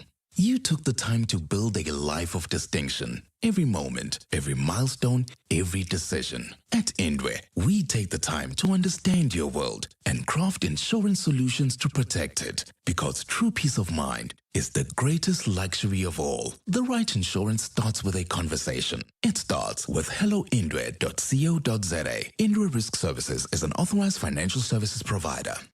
Congratulations to the latest Powerball Plus multi-millionaire who scooped over 6 million rand on Friday after playing on their banking app. Play Powerball and Powerball Plus for 23 million rand in total estimated jackpots this Tuesday, and you could be next. Buy your tickets now in-store on nationallottery.co.za, the mobile app, cell phone banking, or simply dial *120 *7529# for USSD. Panda, push up, play. Players must be 18 years or older. Play responsibly. Ituba is the proud operator of the National Lottery. Introducing the new Grande Cheeseburger from Nando's.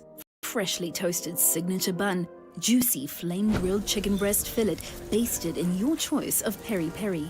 Nando's mayo, crisp lettuce, tomato, red onion, the red one, not the normal one, gherkins, creamy cheddar cheese, and finished with that legendary peri-naise. A burger so big it literally took us almost 30 seconds to describe it, which is why you'll need both hands for it. EWN Traffic. 17 to 9, let's wrap up the morning's traffic. Amor, it's not a bad morning, all things considered. No. Look out there. More updates at the top of the hour. Stay tuned. There's more EWN on air, online, and on the EWN app. Access to the internet is vital for any country to grow. That's why the recent 6.75 billion rand digital infrastructure deal that Standard Bank Corporate and Investment Banking facilitated between Telkom and an Actors-led consortium is so transformational for South Africa. It unlocks growth and provides internet access to underserved communities who will now have access to the internet for the very first time. Search CIB Stories of Impact to watch the full story. Standard Bank is an authorized FSP and registered credit provider. T's and C's apply. Your office is more than just a place to work. It's a reflection of your success. At Desk and Chair, we help you elevate your workspace with locally manufactured desks and a wide range of chairs to suit your style and budget. Our expert consultants are with you every step of the way, from planning to delivery and assembly. Visit our showroom in Midrand or shop online at deskandchair.co.za. Desk and Chair. Think, feel, work better. Let's talk. We're listening. Morning, Bongs. I had a teacher, maths teacher, that would say tautology if you're giving an answer that was not make sure. Tautology, ma'am. Tautology. Morning, Bongani and team. It's David here.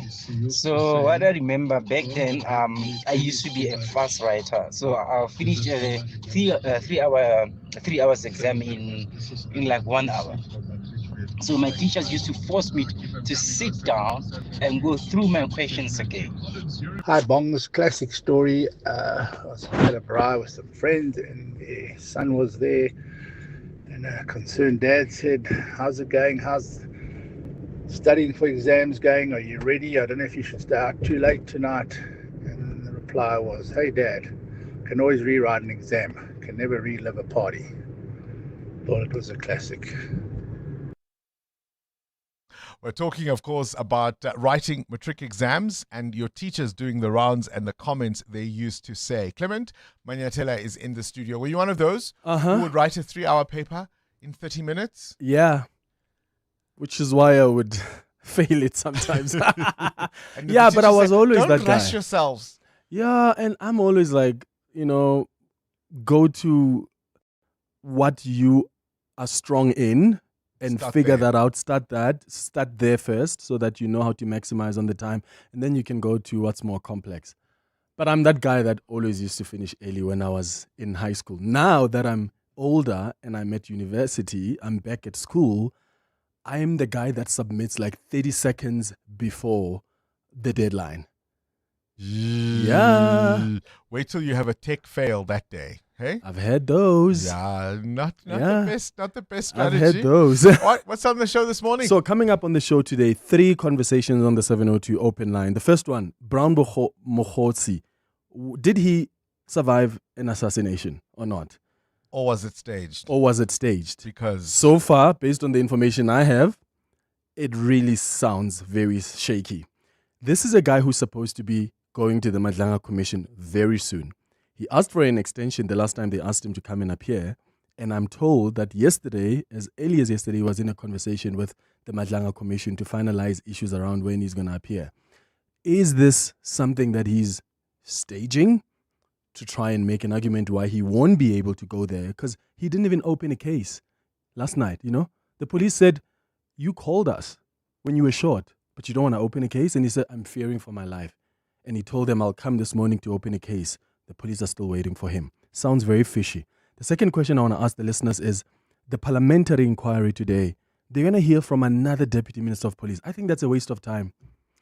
What do you need to hear from the deputy police minister? What are the terms? What exactly is the parliamentary committee trying to figure out here? I wonder, though, if one sort of takes a step back, how much, based, again, as you say, on what she might say to the MPs, how much all of this is going to sink the concept of deputy ministers.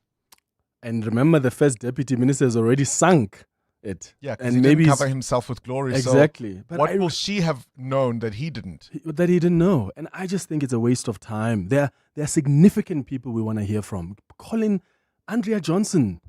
I mean, those are the people we want to hear from because they've been mentioned here. Now you're going to bring us another deputy minister of police. What are we trying to do here? And then we'll talk about Comrades Marathon as well. Can you believe the entries are out? 2,600 people have registered. I managed to register last night at 8 p.m. Literally 6 minutes before they were sold out. So you I was gave a yourself lucky an one. extra 5.5 minutes from your usual 30 seconds. I did. And then at 10 o'clock, we're going to have a conversation with the Minister of Health, Dr. Aaron Motsoaledi. There are some funding proposals to implement this long-awaited national health insurance that's concerning some other stakeholders. He's going to explain that to us and talk about other issues as well. At 11 o'clock on our World of Work feature, we're discussing how to deal with grief when you are in the workplace, because you don't leave grief at home when you're grieving. Yeah. When you come to work, there's a way that it expresses itself. And then we wrap up the show at 11:30 with our health and wellness feature. Today we're discussing the excitement around protein. If you've seen on social media, everybody is talking about that, but is it really worth the hype that it's on? Protein. Yeah, like protein. Yeah. Protein shakes, protein in your food. Apparently that's a thing. It's a big wellness hype. There's a big wellness hype around it. Thought intrusion. Yeah. Major thought intrusion. Yeah. You were talking about submitting 30 seconds before the deadline. Yeah. Have you ever played the game 30 seconds? Yes. A competitor is asked, yeah, what is South Africa's favorite pasta? The answer they're looking for is fatis and monis. Do you know what he said? Bushiri. So Taryn, you've just graduated cum laude, but nothing says you're a genius quite like selling your car to Rebuy Cars. Absolutely. My car was an 18th birthday present and it's time to move on to something a bit more mature. So where did you hear about Rebuy Cars? All of my friends are using WeBuy Cars. I would have had legit FOMO if I hadn't used them. And it was so quick. I did it on my laptop while sending around my CV. Smart move, Taryn. Graduated and upgraded. WeBuy Cars. Geared for success. Geared for you. This Black Friday, Outsurance is confident they can beat your car insurance premium. If they can't, ask them for 500 Rand cash. Make that 1,500 Rand if you've been claim-free with the same insurer for 3 years. With Outsurance, you could get monthly premium savings or at least 500 Rand cash. Make today the day you switch and save. SMS out to 45142. So that's out to 45142. Outsurance is a licensed insurer and FSP. T's, C's, and information online. This is Breakfast with Bongani Bingwa on 702. Let's walk the talk. I sell fakes to the Real Housewives of Johannesburg. How do we know they're real? I am in debt with loan sharks. I cannot afford to lose those bags. Hey guys, I'm at the deluxe store and I'm talking to a more guy here who's calling me and my Louis V fake. It is fake. You can never do it like. Do you have any idea who I am? I'm an influencer. Queen Vince. Isn't that the name of a stripper? Otherwise the boys will bring you down. I'm an influencer. Like this. You can never do it like. I want to pay you to promote my designer bags. I'll supply you to online sales. Oh, wow. It sounds like an episode out of real life Mzansi.